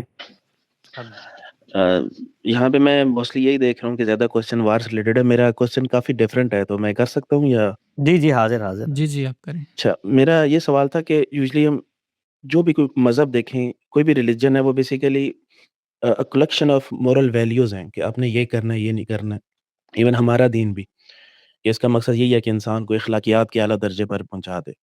اور اسی لحاظ سے ہی پریکٹسز بھی ہوتی ہیں کہ نماز، روزہ، حج، زکوٰۃ، کہ نماز برائی کے کاموں سے روکتی ہے یہ وہ. لیکن آج ہم دیکھتے ہیں کہ آج جتنے بھی ریلیجیس پریکٹسنگ کنٹریز ہیں یا کمیونٹیز ہیں، ان میں سب سے زیادہ کرپشن ہے. اور جو لو ریلیجیس کنٹریز ہیں وہاں پہ اس کے بالکل الٹ ہے، وہاں پہ کرپشن کم ہے یہ وہ. تو مجھے یہ بالکل سمجھ نہیں آ رہا کہ ایک ریلیجن پھر وہ کیا اس چیز میں ناکام رہا ہے کہ جو اس کا مین مقصد تھا وہ وہی نہیں اچیو کر پا رہا. دیکھیے یہ جو بات ہمارے یہاں عام طور پہ کہی جاتی ہے یہ بڑی سوڈو آفیشیل سی بات ہوتی ہے. کوئی اس کے پیچھے نہ ڈیٹا ہوتا ہے نہ تحقیق ہوتی ہے. مثال کے طور پہ میں آپ سے پوچھتا ہوں 1 منٹ کے لیے کہ دنیا بھر میں سب سے کم کرپشن جن ممالک کے اندر ہے وہاں پر لوگوں نے اپنے مذہبی تصورات کو بالکل پوٹلی میں ڈال کے دریا برد کر دیا. اس کی ذرا مثال دیں آپ، کیا مثال ہے اس کی؟ کون سے ممالک؟ نہیں وہ نہیں دو الگ الگ چیزیں ہیں. دیکھیں دو دنیا کے اندر جو عالمگیر اخلاقیات ہیں وہ تو خود مذہب نے بھی پیدا نہیں کی. یعنی عالمگیر اخلاقیات جو ہیں وہ مذہب تھوڑی انیشیٹ کرتا ہے، مذہب تو ان کی یاد دہانی کرتا ہے، وہ تو انسان کی فطرت کے اندر موجود ہیں. تو اگر آپ مثال کے طور پہ اس کو 1 منٹ کے لیے آپ مان لیں، اگرچہ یہ حقیقت کے بالکل خلاف ہے، یعنی بالکل خلاف ہے، لوگ اس میں زیادہ سے زیادہ مثالیں دیں گے اسکینڈینیوین کنٹری کی، یورپین کنٹریز کی، وہاں پر مسیحی بستے ہیں، ان کا اپنا ایک ویلیو سسٹم ہے، وہ اخلاقیات کے تصور کو مانتے ہیں. وہ وہاں پر الحاد اس وقت ایک نیریٹو کے طور پر ہے جیسے دنیا بھر میں ویسے شرک رہا ہے، لیکن یہ کہ مذہب کا خاتمہ ہو گیا، لوگ دین کو نہیں مانتے، ایک اپنا انہوں نے ویلیو سسٹم بنا لیا، اخلاق پہ پہنچ گیا، ایسا ہرگز نہیں ہے.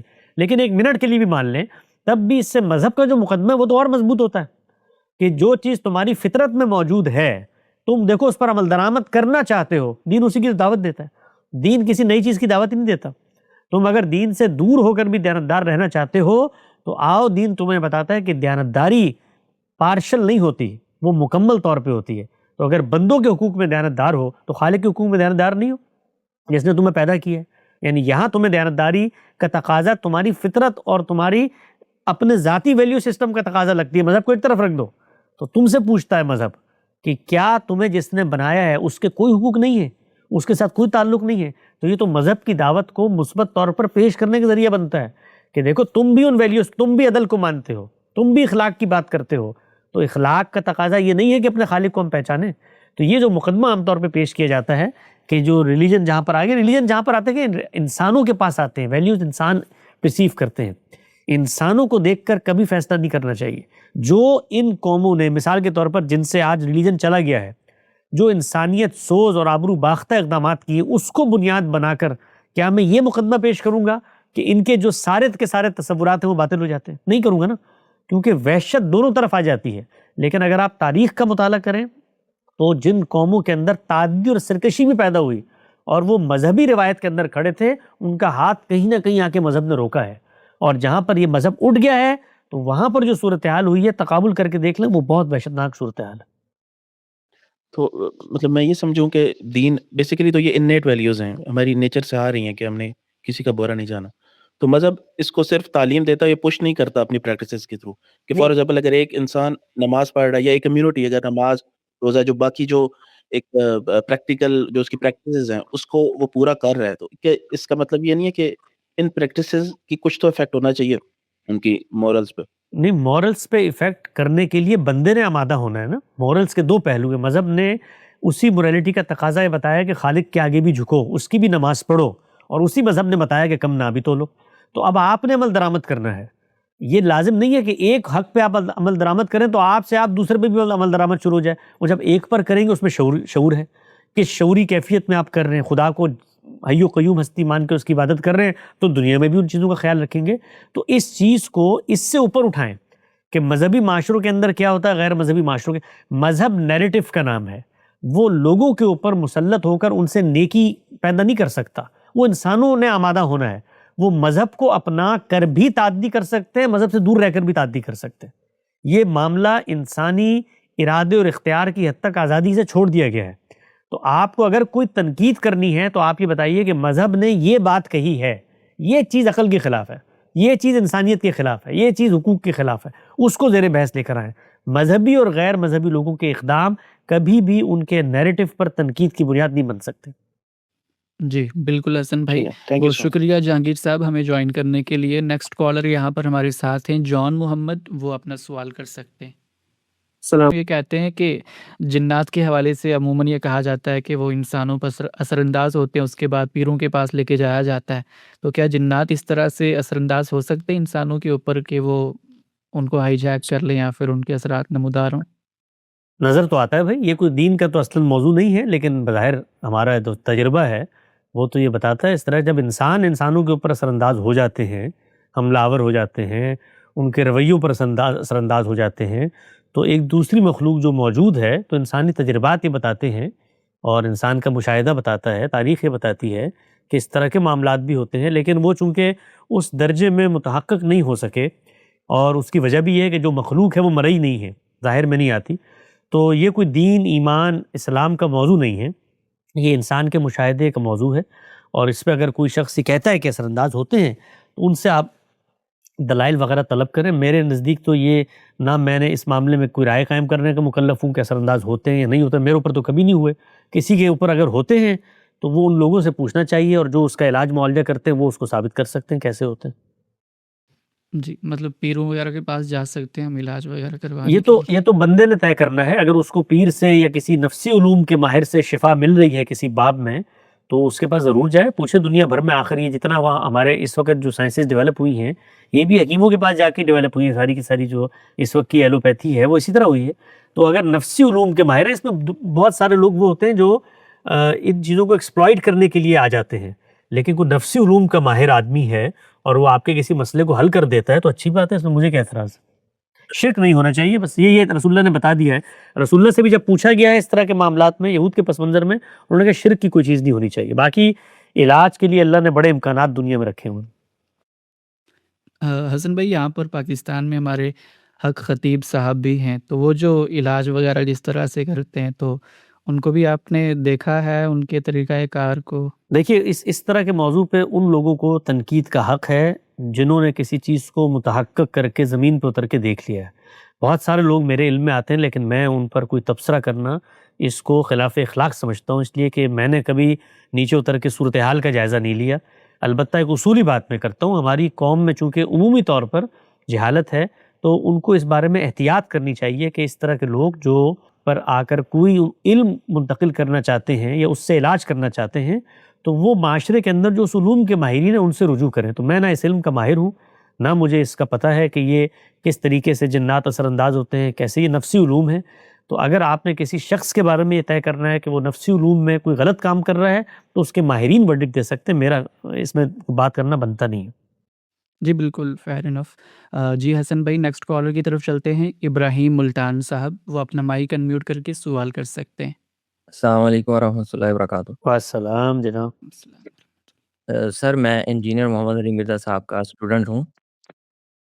تو نا میں نے ان سے نا ایک سوال کیا تھا کہ ہم ہے نا جائز کیش کا کام کرتے تھے. ہم کسی کے پیسے بھیجتے تھے نا تو ان سے نا 10 روپے چارج کرتے تھے، اور جب ان کے پیسے نکالتے تھے نا تو 20 روپے چارج کرتے تھے.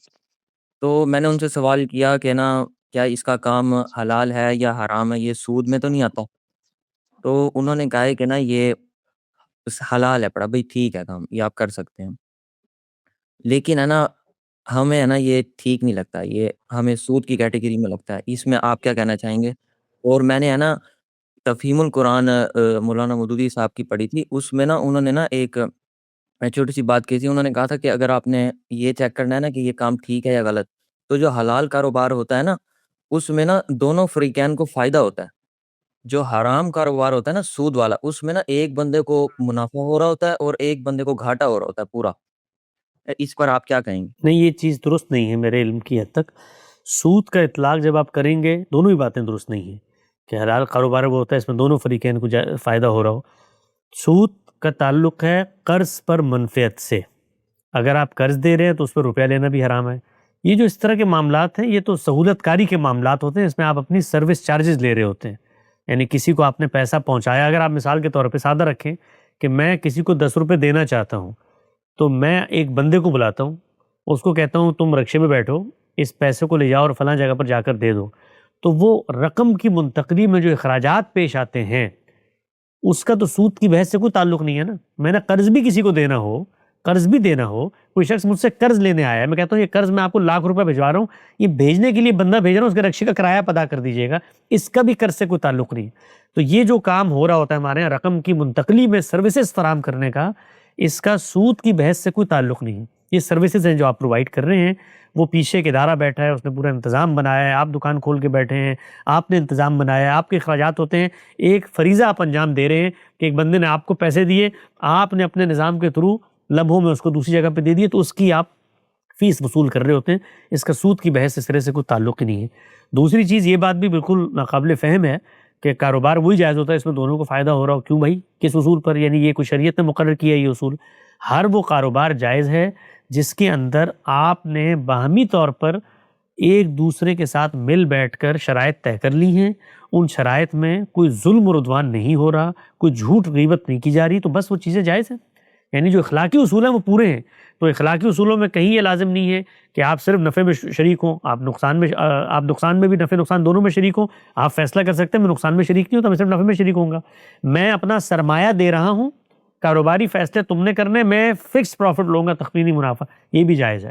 آپ یہ کہیں کہ میں نقصان کی صورت میں پرنسپل سیکیورڈ ہوگا وہ واپس لے لوں گا، یہ بھی جائز ہے. تو یہ ساری چیزیں جائز ہیں. اس میں جو دینی تصورات بنے ہیں وہ بعض روایتوں کی غلط تفہیم سے بنے. الخراج بالزمان، اس میں ہم نے بہت کچھ لکھا ہے، آپ اس کو پڑھ سکتے ہیں. جی بہت شکریہ ابراہیم ملتان صاحب. ہم آپ سے اجازت لینا چاہیں گے. نیکسٹ کالر ہیں ہمارے ساتھ یہاں پر افروز انصاری صاحب، وہ اپنا سوال کر سکتے ہیں. السلام علیکم ورحمۃ اللہ. والسلام. آپ میں انڈیا سے ہوں اور کافی دنوں سے آپ کو سن رہا ہوں، خاص کر کے گاندھی صاحب کو، ان کی کتابیں پڑھ رہا ہوں جو ان کی مقامات ہے یا برہان، اور کافی اچھا رہا اب تک تو ان کی کتابوں سے جو کچھ بھی سیکھنے کو ملا، جو کچھ پڑھنے کو ملا. اس سے پہلے میں ندوۃ العلماء لکھنؤ میں پڑھائی کرتا ہوں، تو لاک ڈاؤن کے بعد وہاں سے میری پڑھائی چھوٹ گئی تھی. اس کے بعد وہاں پہ جب پڑھ رہا تھا اس سمے بھی وہ ساری باتیں جو علماء کرتے تھے وہ تو سمجھ سے تھوڑی باہر تھی. تو الگ کچھ سننا، کچھ سمجھنا، یعنی خاص کر وہ جو تنقیدی رویہ ہے اس کو ڈیولپ کرنا، یہ ان کے اندر تو بالکل ہی بخود ملتا ہی نہیں تھا. تو جی اس وجہ سے کافی اچھا رہا اب تک. جی بڑی شکریہ بھائی. میں بھی آپ ہی کی طرح کا طالب علم ہوں. ہم بھی انہی دینی پس منظر اور روایت اور مدارس کے لوگ ہیں. وہاں بھی بڑی خیر ہے، انہوں نے بھی بڑی ہم لوگوں کو سمجھائی ہیں چیزیں، سہارا دیا. تو بس اس میں نا ہم میں بھی پیدا ہو گئی تھی شروع میں یہ چیز. پہلے مرحلے میں جب یہ نئی باتیں پتہ چلتی ہیں تو ایک تھوڑی رد عمل کی کیفیت پیدا ہوتی ہے، اس میں علماء، ان اداروں کا استخفاف بھی ذہن میں آتا ہے. تو اس کی بس پوری کوشش کریں کہ ان کے ہاں بھی جو بھی مثبت چیزیں، اور 60-70% تو مشترکات ہیں، اس میں کوئی اختلافی چیزیں نہیں ہیں، ان سے بھی محبت کا دامن بدھا رہنا چاہیے. اور یہاں پر آ کر بھی یہ نہ ہو کہ ایک کنویں سے نکلے آدمی دوسرے کنویں میں چلا جائے. یہاں پر آ کر بھی تنقیدی رویہ رہے، اور شخصی معاملات کے اندر لوگوں کے ساتھ احترام، یہ کبھی کم نہیں ہونا چاہیے. باقی آپ کا دینی علوم سے پس منظر ہے تو ان سے انشاءاللہ آپ یہاں چیٹ میں لکھیں، یا آپ کو میرا براہ راست نمبر بھی دیں گے، تو آپ کو کوئی براہ راست کوئی چیز جاننی ہو تو اس کے لیے بھی میں حاضر ہوں. جی سوال میرا یہ ہے جی کہ گاندھی صاحب کی ایک ویڈیو دیکھا تھا، اس میں وہ واللاتی یاتین الفاحشۃ من نسائکم فاستشہدوا علیہن اربعۃ منکم جو ہے، یہ جو آیت ہے اس کے اوپر وہ بیان کر رہے تھے. تو اس میں وہ کہہ رہے تھے کہ جو فاحشہ یا زنا کرنے والے جو لوگ ہوں گے وہ عورتیں ہی ہوں گی. مرد مطلب پروسٹیٹیوٹ جو ہوتی ہے، جی جی آپ یہ پلیز ایز اے تھوڑا اپنا پروفیشن جو زنا مائک. کرتے ہیں، جی جی جیسے پروسٹیٹیوٹ جو ہوتی ہے، تو ایک مرد بھی جیگولو ہوتے ہیں، سنا ہوگا آپ نے. وہی اصول تو ہوگا. پروسٹیٹیوشن کا سوال آپ کا واضح ہو گیا. اگر آواز چونکہ کچھ صاف نہیں ہے، کوئی مسئلہ ہے، سوال واضح ہو گیا. اصول وہی ہوگا. مرد الزام لگائے گا تب بھی اس کو 4 گواہ لانے پڑیں گے، عورت لگائے گی تب بھی اس کو 4 گواہ لانے پڑیں گے.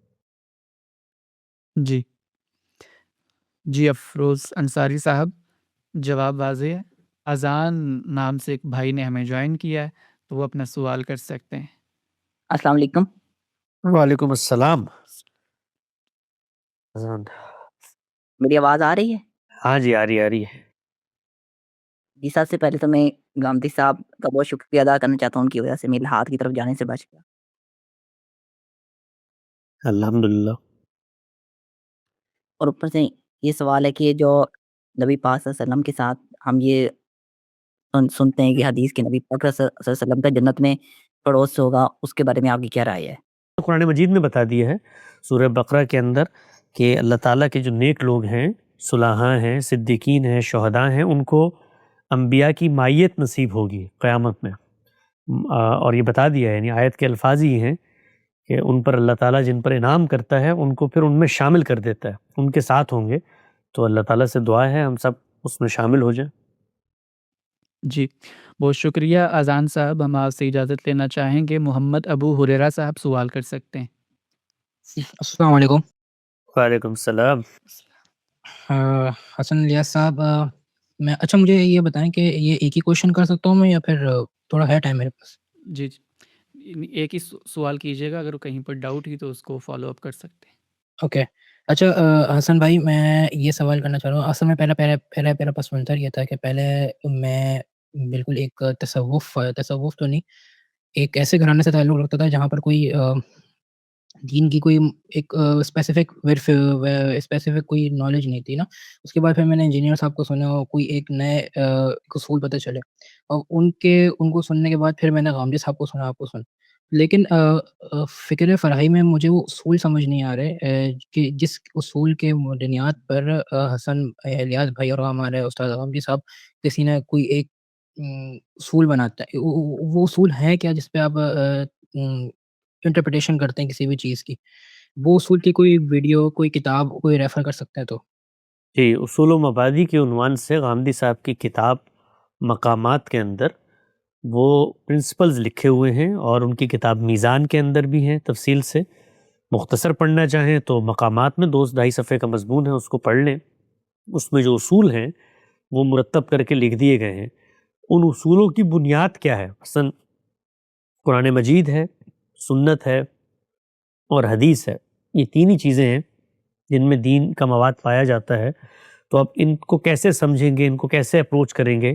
تو ان اصولوں کی جو بنیاد ہے وہ خود یہ طے کرتے ہیں، یعنی قرآن مجید نے اپنی حیثیت بتائی ہے کہ وہ کیا ہے، اس سے اصول بننا شروع ہو جاتے ہیں۔ وہ کہتا ہے میں میزان ہوں، میں فرقان ہوں، میں مہیمن ہوں، میں حکم ہوں، اختلافات کا فیصلہ میں کروں گا۔ تو اب یہ اصول بن گیا کہ یہ اس کی حیثیت ہے۔ اگر یہ حیثیت ہے تو پھر اس کے کچھ ناگزیر تقاضے ہیں کہ اس کا متن متعین ہونا چاہیے، اس کا مفہوم متعین ہونا چاہیے، اس کے اندر کوئی چیز اثر انداز نہیں ہو سکتی۔ تو اس طریقے سے اصول بنتے چلے جاتے ہیں۔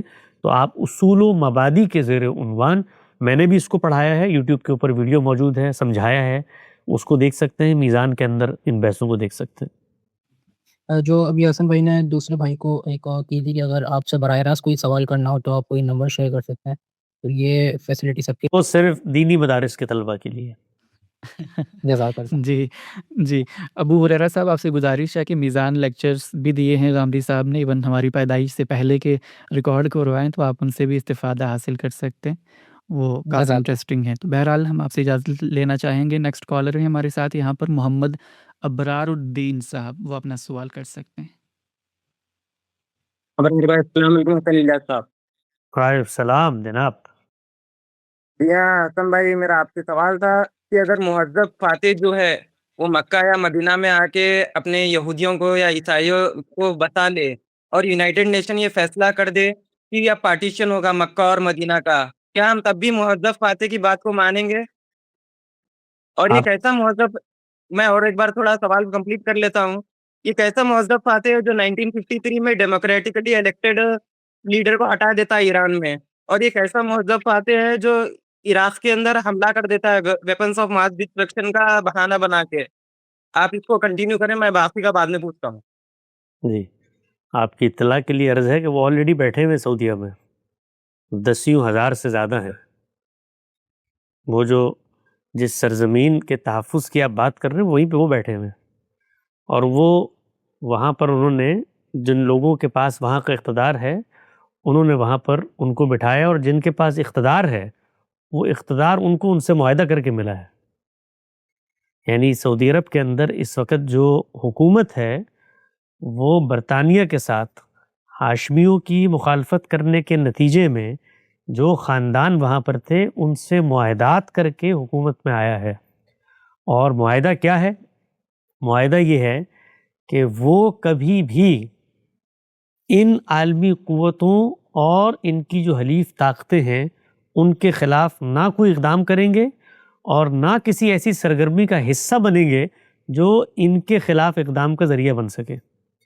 تو پہلے تو سوال جو پوچھنا چاہیے ہے اپنے آپ سے، میں آپ کے جذبات کی قدر کرتا ہوں کہ ہمارے ہاں جو بات میں نے کہی ہے وہ مسلمانوں کو تیر کی طرح سینے میں چبھی ہوئی ہے اب تک، اور وہ چبھنے کی وجوہات قابل فہم ہے، سمجھ میں آتی ہیں، اس لیے کہ وہ جس جگہ پر اور جس چیز کے عادی ہیں اس میں ان کو یہ تہذیب اگر کسی میں پیدا ہو گئی ہے تو وہ گوارا نہیں ہے، اس لیے کہ مسلمان اس جگہ پر جانا چاہتے ہیں کہ جہاں پر دو بدو جنگ ہو اور اس کے نتیجے میں ان کا خاتمہ ہو جائے. جو بات میں نے سمجھانے کی کوشش کی وہ یہ ہرگز نہیں تھی کہ ان عالمی طاقتوں کے جو اقدامات ہوں گے وہ سب کے سب اخلاق کے اوپر ہوں گے. آپ بتائیے میں نے کب کہا؟ یہ کہیں کہا؟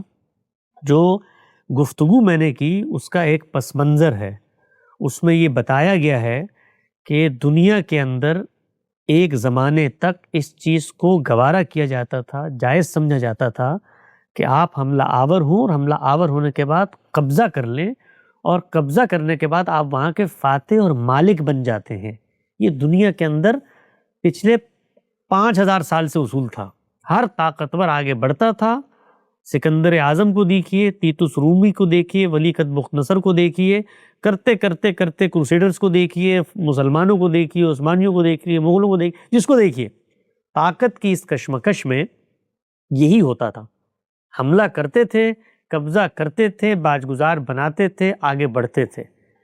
بتانے کی یہ کوشش کی کہ خود بڑے فاتحین آپس میں جب برسر پیکار ہوئے تو ان کو پتہ چلا کہ بھائی اس کے نتیجے میں جو حرث و نسل کی تباہی ہوتی ہے کیا دنیا اس کی آگے متحمل ہو سکتی ہے؟ دوسری عالمی جنگ میں کوئی تہذیب کے دائرے میں رہ کر وہ جنگ نہیں لڑی گئی، انہی قوتوں نے لڑی ہے. وہ لڑنے کے بعد کچھ آمادگی ہوئی تو کچھ عالمی بندوبست بنا. کہ سکندر اعظم کے زمانے میں اقوام متحدہ ہوتی تھی، کہ لیگ آف نیشن ہوتی تھی، کہ معاہدہ بپالیہ ہوتا تھا، کہ ہیگ کنونشن ہوتا تھا، کہ جنیوا کنونشن ہوتا تھا. کوئی آ کے ان سے پوچھتا تھا کہ آپ نے فلاں جگہ پر کیوں حملہ کیا. نہیں، یہ حق بھی ہوتا تھا کہ ڈیموکریٹکلی الیکٹڈ گورنمنٹ، جو بھی آپ نے بڑی سہولت سے زبان سے نکالا، ڈیموکریٹک کیا ہوتا ہے بھائی؟ قبضہ ہوتا تھا، ہماری سلطنت ہے، تمہاری ڈیموکریسی کو ہم نے کیا کرنا، یہ ہوتی تھی. یعنی جتنے بادشاہت فتوحات دنیا بھر میں ہوتی تھی وہ انہی کے بادشاہ قبیلے ہوتے تھے، کوئی کچھ خیال نہیں کرتا تھا، تو سب رون دیا جاتا تھا. یہ بتانے کی صحیح کی کہ ان لوگوں میں، ان کے اداروں میں، ان کے معاشروں میں، ان کے یہاں فلسفی حکیم دانشور دانا پیدا ہوئے، انہوں نے کچھ بات کی، کرنے کے نتیجے میں طاقت کو ایک دائرے کے اندر پابند کر لیا گیا. یہ تقابل کے اندر بتایا جا رہا ہے کہ جو کچھ پہلے ہوتا تھا اور جو اب کرنے کی یہ خواہش بھی رکھتے اور کر نہیں پاتے، تو یہ ان کے ہاں تہذیب کا سفر ہوا ہے. یہ ہم میں سے کوئی شخص ہاتھ نہیں پکڑ سکتا. مطلب آج امریکہ پاگل ہو جائے، اسرائیل پاگل ہو جائے، برطانیہ پاگل ہو جائے، فرانس پاگل ہو جائے، تو وہ اٹھا کے ایٹم بم بھی مار سکتے ہیں ہمارے اوپر، تو ہم تو خاتمہ ہو جائے گا، تو نوحہ پڑھنے کا بھی موقع نہیں ملے گا. اگر ان کے ہاں یہ تہذیب پیدا ہوئی ہے کہ یار ایکسپینشنز نہیں کرنی، اس طریقے سے قبضے نہیں کرنے، اتنی تہذیب ہے، مہذب فاتح تقابل میں اتنے ہی ہیں، یہ پیدا ہوئی ہے، تو بھائی ہمارے لیے تو خوشی کا باعث ہے نا کہ ہماری سلطنتیں ختم ہو گئی تھی، ہمیں کچھ حاصل ہوا، تو ہم ان کی اس تہذیب سے فائدہ اٹھائیں اور اپنی تعمیر و ترقی کریں، جیسے ملیشیا نے کی، انڈونیشیا نے کی، ترکی نے کی، کچھ پاکستان نے کی، کچھ اور ملکوں نے کی، عرب ملکوں نے کی. تو کریں کچھ. تھوڑے سے تہذیب میں بیٹھے ہوئے روز آ کر وہاں سے گھوڑا نکال کر اس طرف نہیں چل پڑتے تھے کہ آؤ یہاں پر پھر ہم نے صلیب لہرانی ہے. ممالک موجود ہیں، 70 سال ہو گئے انہوں نے یہ جو لبادہ اوڑھا ہوا ہے، اس کے باوجود اپنی اچھا اس لبادے کو اوڑھنے کے بعد کیا ان کی طاقت کا خاتمہ ہو گیا ہے؟ یعنی تہذیب یافتہ ہونے کا یہ مطلب ہے کہ وہ اپنی طاقت کا خاتمہ کروا دیں آپ سے. اور طاقت کا خاتمہ ہوگا کیسے؟ ظاہری بات ہے کوئی دوسری طاقت سامنے آئے گی. تو آپ کو طاقت کی ایکسپینشن کا حق ہے، آپ سب سے بڑے مہذب ہیں، تہذیب میں کھڑے ہوئے ہیں مسلمان نیشنز، آپ کو حق ہے، ایران کو حق ہے اور کویت کو حق ہے اور عراق کو حق ہے کہ وہ اس پر حملہ کرے اور مراکش کو حق ہے کہ وہ الجزائر پہ حملہ کرے، یہ آپ کو حق ہے طاقت کے لیے، پاکستان کو حق ہے افغانستان پہ حملہ کرے، تو وہ جو عالمی طاقتیں جن کے پاس حقیقی طاقت ہے وہ اپنی طاقت کو، اپنی چودراہٹ کو برقرار نہیں رکھیں گی، تو اس کا ان کی تہذیب سے کوئی تعلق نہیں ہے، اس کا تعلق تو ان کی طاقت سے ہے۔ تو وہ یہ کہتے ہیں کہ ہم چودھری ہیں، چودھری بن کے رہیں گے، ہماری چودراہٹ کو جب تم چھیڑو گے تو پھر اس کے نتیجے میں، اب مثال کے طور پر ڈیموکریٹکلی الیکٹڈ گورنمنٹ تھی، وہ جو وہاں پر لوگ موجود تھے، کمیونسٹ پوری کی پوری تحریکیں موجود تھیں، مصدق کی اگر آپ حکومت کی بات کر رہے ہیں، تو ایک طاقت کو یہ خوف لاحق ہوا کہ وسائل بھی ہم سے لینے ہیں اور اس کے نتیجے میں دوسری طاقت کا اس خطے میں اثر بھی پیدا ہو جائے گا۔ تو دو ہی رویے ہوتے ہیں دنیا میں، یا افہام و تفہیم سے اپنے جائز حقوق کو حاصل کرنا۔ یہ جتنی قومیں آئی ہیں تیل نکالنے کے بعد، پہلے مرحلے میں جو زیادتیاں تھیں وہ تدریج سے کیسے بہتر ہوئیں۔ آپ کے سعودی عرب میں بھی انہوں نے تیل نکالا ہے، امریکہ نے تیل نکالا ہے، اور وہ تقسیم، ابتدائی تقسیم دیکھی اور تدریج کے ساتھ کنفرنٹیشن نہ کرنے کے نتیجے میں آپ دیکھیے آپ کو کیا حاصل ہوا، 50% کی تقسیم ہو گئی، اور جو دولت حاصل ہوئی اس دولت کا اندازہ نہیں کر سکتے مسلمان آج بھی، یعنی وہ ان ملکوں میں جو آمدن ہو رہی تھی اس سے بھی زیادہ ہو جاتی ہے بسا اوقات، ان کی دولت یہاں پر آ کے انویسٹ ہو رہی ہوتی ہے۔ تو دو طریقے ہیں دنیا میں، یا لڑیں مریں پھر روئے مت، یا جو طاقتور لوگ موجود ہیں ان کے ہاں اگر کوئی تہذیبی اقدار آ چکی ہیں تو ان کو متوجہ کر کے ان کو مجبور کیا جائے کہ یار یہ تو آپ بھی مانتے ہیں نا، یہ کام نہیں کرنا، ٹھیک ہے ہم آپ سے لڑائی مول نہیں لیتے، ٹھیک ہے ہم آپ کی طاقت کو چیلنج نہیں کرتے، نہیں آپ نے طاقت بھی چیلنج کرنی ہے، آپ ان کے خاتمے کا خواب بھی دیکھیں، جو مساوی طاقتیں ہیں وہ بھی اپنے آ کر وہاں پر میدان عمل میں اتریں، یہ سارے کام ہو، اس کے بعد آ کے نوحہ کریں جی فلاں تو مہذب تھا تو اس نے ہم پر حملہ کیوں کر دیا، فلاں مہذب تھا تو اس نے ہمارے ساتھ یہ کیوں کر دیا۔ تو بھائی جب آپ آئیں گے آمادہ جنگ ہو کر، تو اگلے نے تہذیب کا دامن اوڑھا ہوا تھا، اپنے آپ کو چودھری بنا کر بیٹھا ہوا تھا، جب اس کی چودراہٹ کو آپ چیلنج کریں گے تو پھر تہذیب اس کا مسئلہ ہے، وہ اس پہ کتنا عمل درآمد کرتا ہے، میں کچھ نہیں کر سکتا اس موقع کے اوپر۔ جی بہت خوب وہ حسن ہماری بھائی۔ بیٹیوں کو چاہے جو کچھ کرے، ہمارے آ کے وسائل کو لوٹیں۔ آپ نے جانی ہارس کا وہ how U S stole Middle East دیکھا ہے؟ وہاں پر اس نے ایکسپوز کیا ہے کیسے مڈل ایسٹ میں جتنے بھی کانفلکٹ ہے اس کے اندر یو ایس کا ہاتھ ہے۔ آپ جب دیکھتے تب آپ کو پتا چلتا نا حسن بھائی، مطلب اب مکے میں اندر آ جائیں وہ لوگ، مکے کے اندر بھی آ کے قبضہ کر لیں اور یو این وہاں پہ یہ ڈیسیزن دے دے کہ یو این میں ووٹنگ میں کہ وہاں پہ اب مکے کا بھی پارٹیشن ہوگا، تو ہم مکے کا بھی پارٹیشن کرنے کے لیے ریڈی ہو جائیں گے کیونکہ اب یونائٹیڈ نیشن لے کر آئے ہیں۔ آپ نے اس کا جواب نہیں دیا ڈائریکٹلی، مکے کے اندر بھی اگر پارٹیشن یو این ڈیسائیڈ کر دے تو کیا کریں گے؟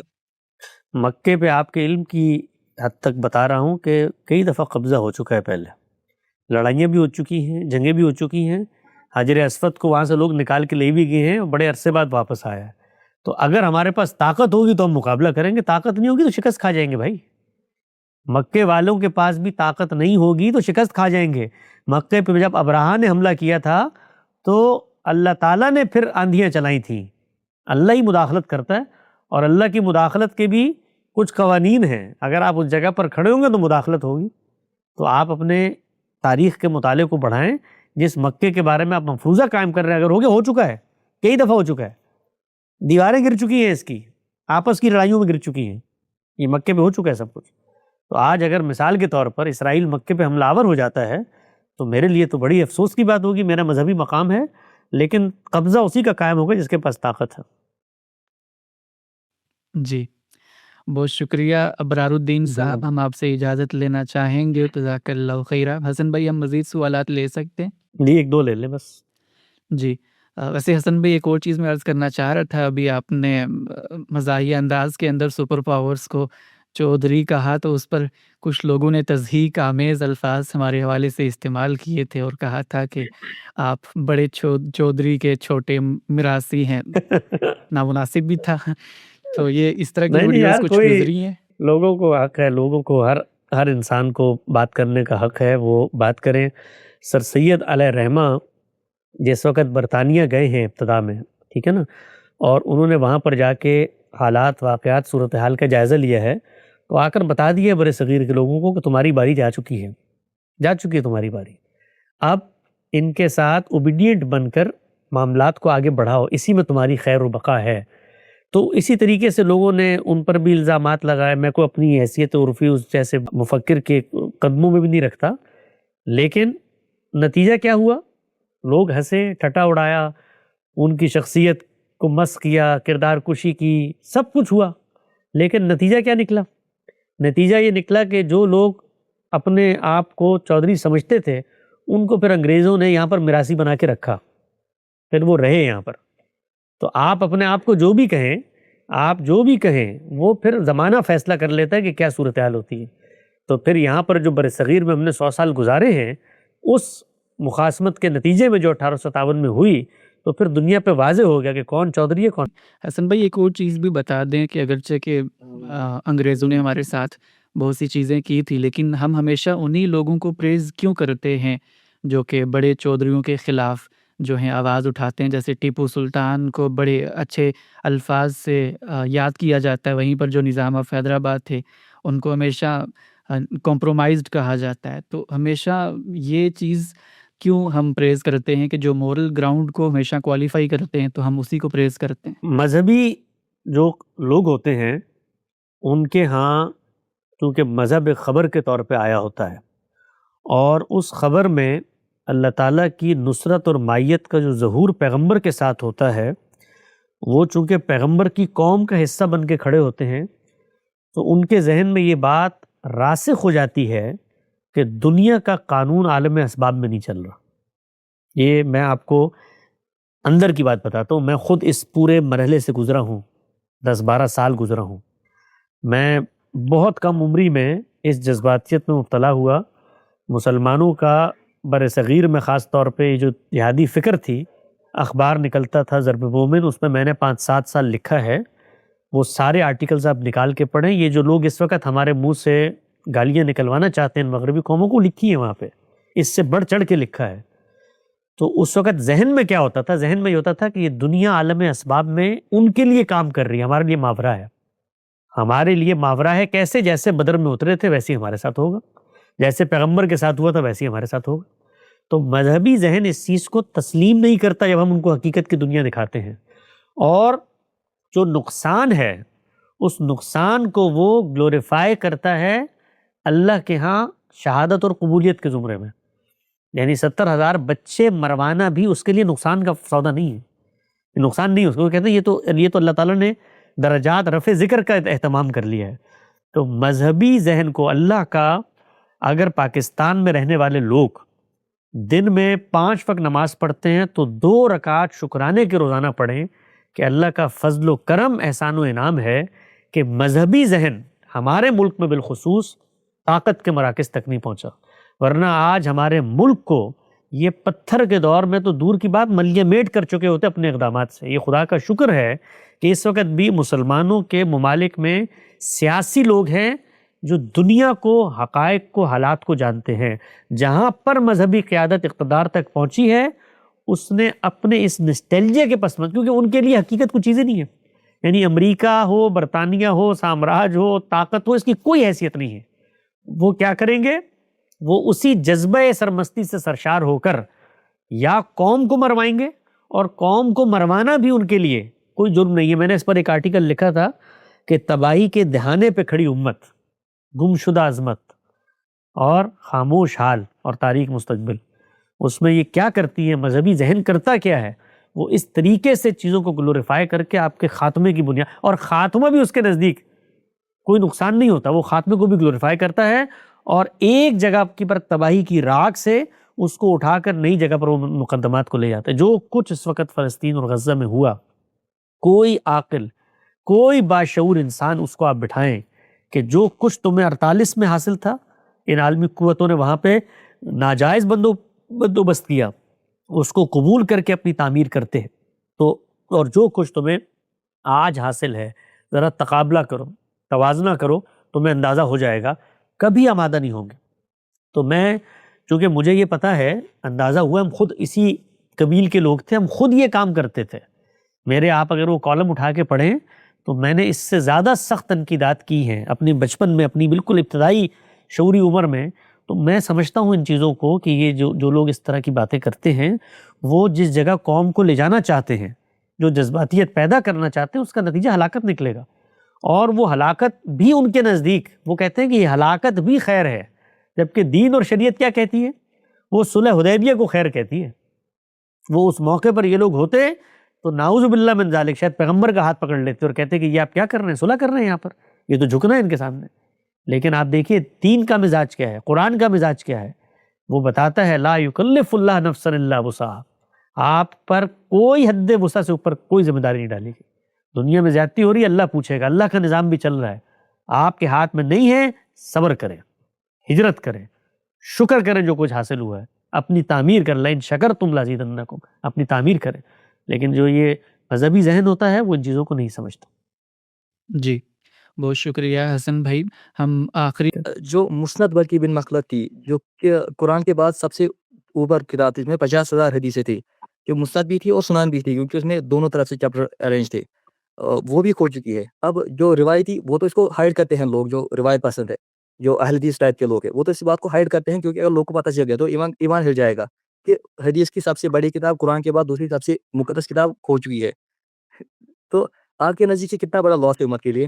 نہیں، دین تو قرآن و سنت کا نام ہے، روایتیں تو آپ صلی اللہ علیہ وسلم کے علم و عمل کی تاریخ ہیں، اس میں آپ کی زندگی، آپ کے حالات، آپ کا اسوہ حسنہ، آپ کی سوانح، دین پر عمل کی روایت، شرح و وضاحت، تفہیم و تبیین، اطلاقات، اجتہادات، قیاسات، وہ سب آئے ہیں، تو وہ بہت اہم ذخیرہ ہے۔ اور وہ یوں ہوا نہیں تھا کہ وہ کوئی ریاست کی سطح پہ کوئی مرتب ہوا ایک نسخہ ہے، کتنے نسخے بنے ہوں گے، کتنے گم ہو چکے ہوں گے، تو نہ اس میں دین میں تنکا برابر کمی ہوتی ہے، نہ اضافہ ہوتا ہے، نہ عقید عمل پہ فرق پڑتا ہے۔ ساری حدیثیں جو ہم تک پہنچی ہیں نہ پہنچتی تو بڑا علم کا لاس ہوتا، لیکن اس سے دین کی جو بنیاد ہے اس میں کوئی فرق نہیں پڑنا تھا۔ تو یہ بات بھی ٹھیک نہیں ہے۔ ابتدائی دور کی روایتیں موجود ہیں، بالکل ابتدائی دور میں صحیفہ حمام بن منبہ ہے، صحابہ کے شاگردوں نے مرتب کیا تھا، یہ مصنف ابن ابی شیبہ ہے، معمر بن راشد کی چیزیں ہیں، تو بہت ابتدائی دور کے چیزیں، اب تو مخطوطات، بڑا کام ہوا ہے اس کے اوپر، وہ موجود ہیں اور ان میں بڑا علم موجود ہے۔ جی آج کی جو ماڈرن دور ہے اس میں ٹیکنالوجی نے ہمیں اس بات مطلب پاسبل کیا ہے کہ ہم ساری حدیثیں ایک جمع کر سکتے ہیں، جیسے آپ نے المورد کام کیا ہے، یا ضیاء الرحمن اعظمی صاحب نے وہ الجامع الکامل کیا ہے، یا تقی عثمانی صاحب کر رہے ہیں الجامعہ، یا اس کا نام تھا الجامعہ، اس کا کوئی نام تھا، اور سرجی صاحب بھی ہے۔ تو کیا ایک ایسی تفسیر لکھی جا سکتی ہے جس میں کہ سارے صحیح حدیثیں آ جائے؟ کیونکہ اگر یہ پاسبل ہو گیا تو ہمارے لیے ایک بائبل آف اسلام جیسی بن جائے گی، ایک کتاب میں پورا دین۔ ہم یہی کوشش کر رہے ہیں ایک طرح سے کہ جتنی روایتیں ہیں ان سب کو جمع کر کے اصل واقعے کو سمجھا جائے، اس کے اطلاقات کو واضح کیا جائے، اور قرآن مجید کی روشنی میں اس کی شرح و وضاحت کی جائے۔ یہی کوشش ہے جو ہمارے یہاں ہو رہی ہے، اس کی پہلی جلد آ گئی ہے، آپ اس کام کو دیکھیں، ہندوستان میں بھی موجود ہے، وہ پاکستان میں بھی آن لائن بھی آ جائے گا، تو اس کا جائزہ لیں، اس کو پڑھیں، اس کو سمجھیں۔ اچھا حسن بھائی، میں ایک سٹیٹمنٹ کہنا چاہتا ہوں، سوال نہیں ہے، صرف ایک سٹیٹمنٹ ہے کہ قرآن میں آیت اخلاق میں آتا ہے نا کہ جو امت قوموں کی تباہی کی وجہ ہے بغیم بینہم، یہ مطلب کہ دوسرے قوم کی حسد میں آ کر صحیح بات کو انکار کر دینا۔ مسلمانوں کی تباہی کی وجہ بھی یہی ہے، کیونکہ انہوں نے غلامی کو زیادہ دیر تک رکھا، غلامی اس وجہ سے کہ وہ نشانی بن چکی تھی ویسٹرن ورلڈ کی۔ پرنٹنگ پریس کو 300 سال تک استعمال نہیں کیا کیونکہ ویسٹرن ورلڈ کی نشانی بن چکی ہے۔ اس وقت بھی مطلب کیمرہ کو رد کرنے کا وجہ کوئی حدیث نہیں تھی، بلکہ ویسٹرن ورلڈ کی ایک طرح سے تفسیر بن چکی تھی، صحیح بات ہے، ہماری تباہی کی وجہ تھی۔ صحیح بات ہے، مجھے اتفاق ہے۔ جی بہت شکریہ فیصل صاحب ہمیں جوائن کرنے کے لیے۔ حسن بھائی ہم یہیں پہ پروگرام کا اختتام کر رہے ہیں، بہت شکریہ آپ کا ہمیں جوائن کرنے کے لیے۔ آج تو کافی انٹرسٹنگ سوالات بھی تھے اور کافی مزیدار گفتگو بھی تھی، اور یہیں پر ہم اپنے پروگرام کو ختم کرنا چاہیں گے۔ جزاک اللہ خیرہ، اللہ حافظ، السلام علیکم ورحمۃ اللہ۔ السلام۔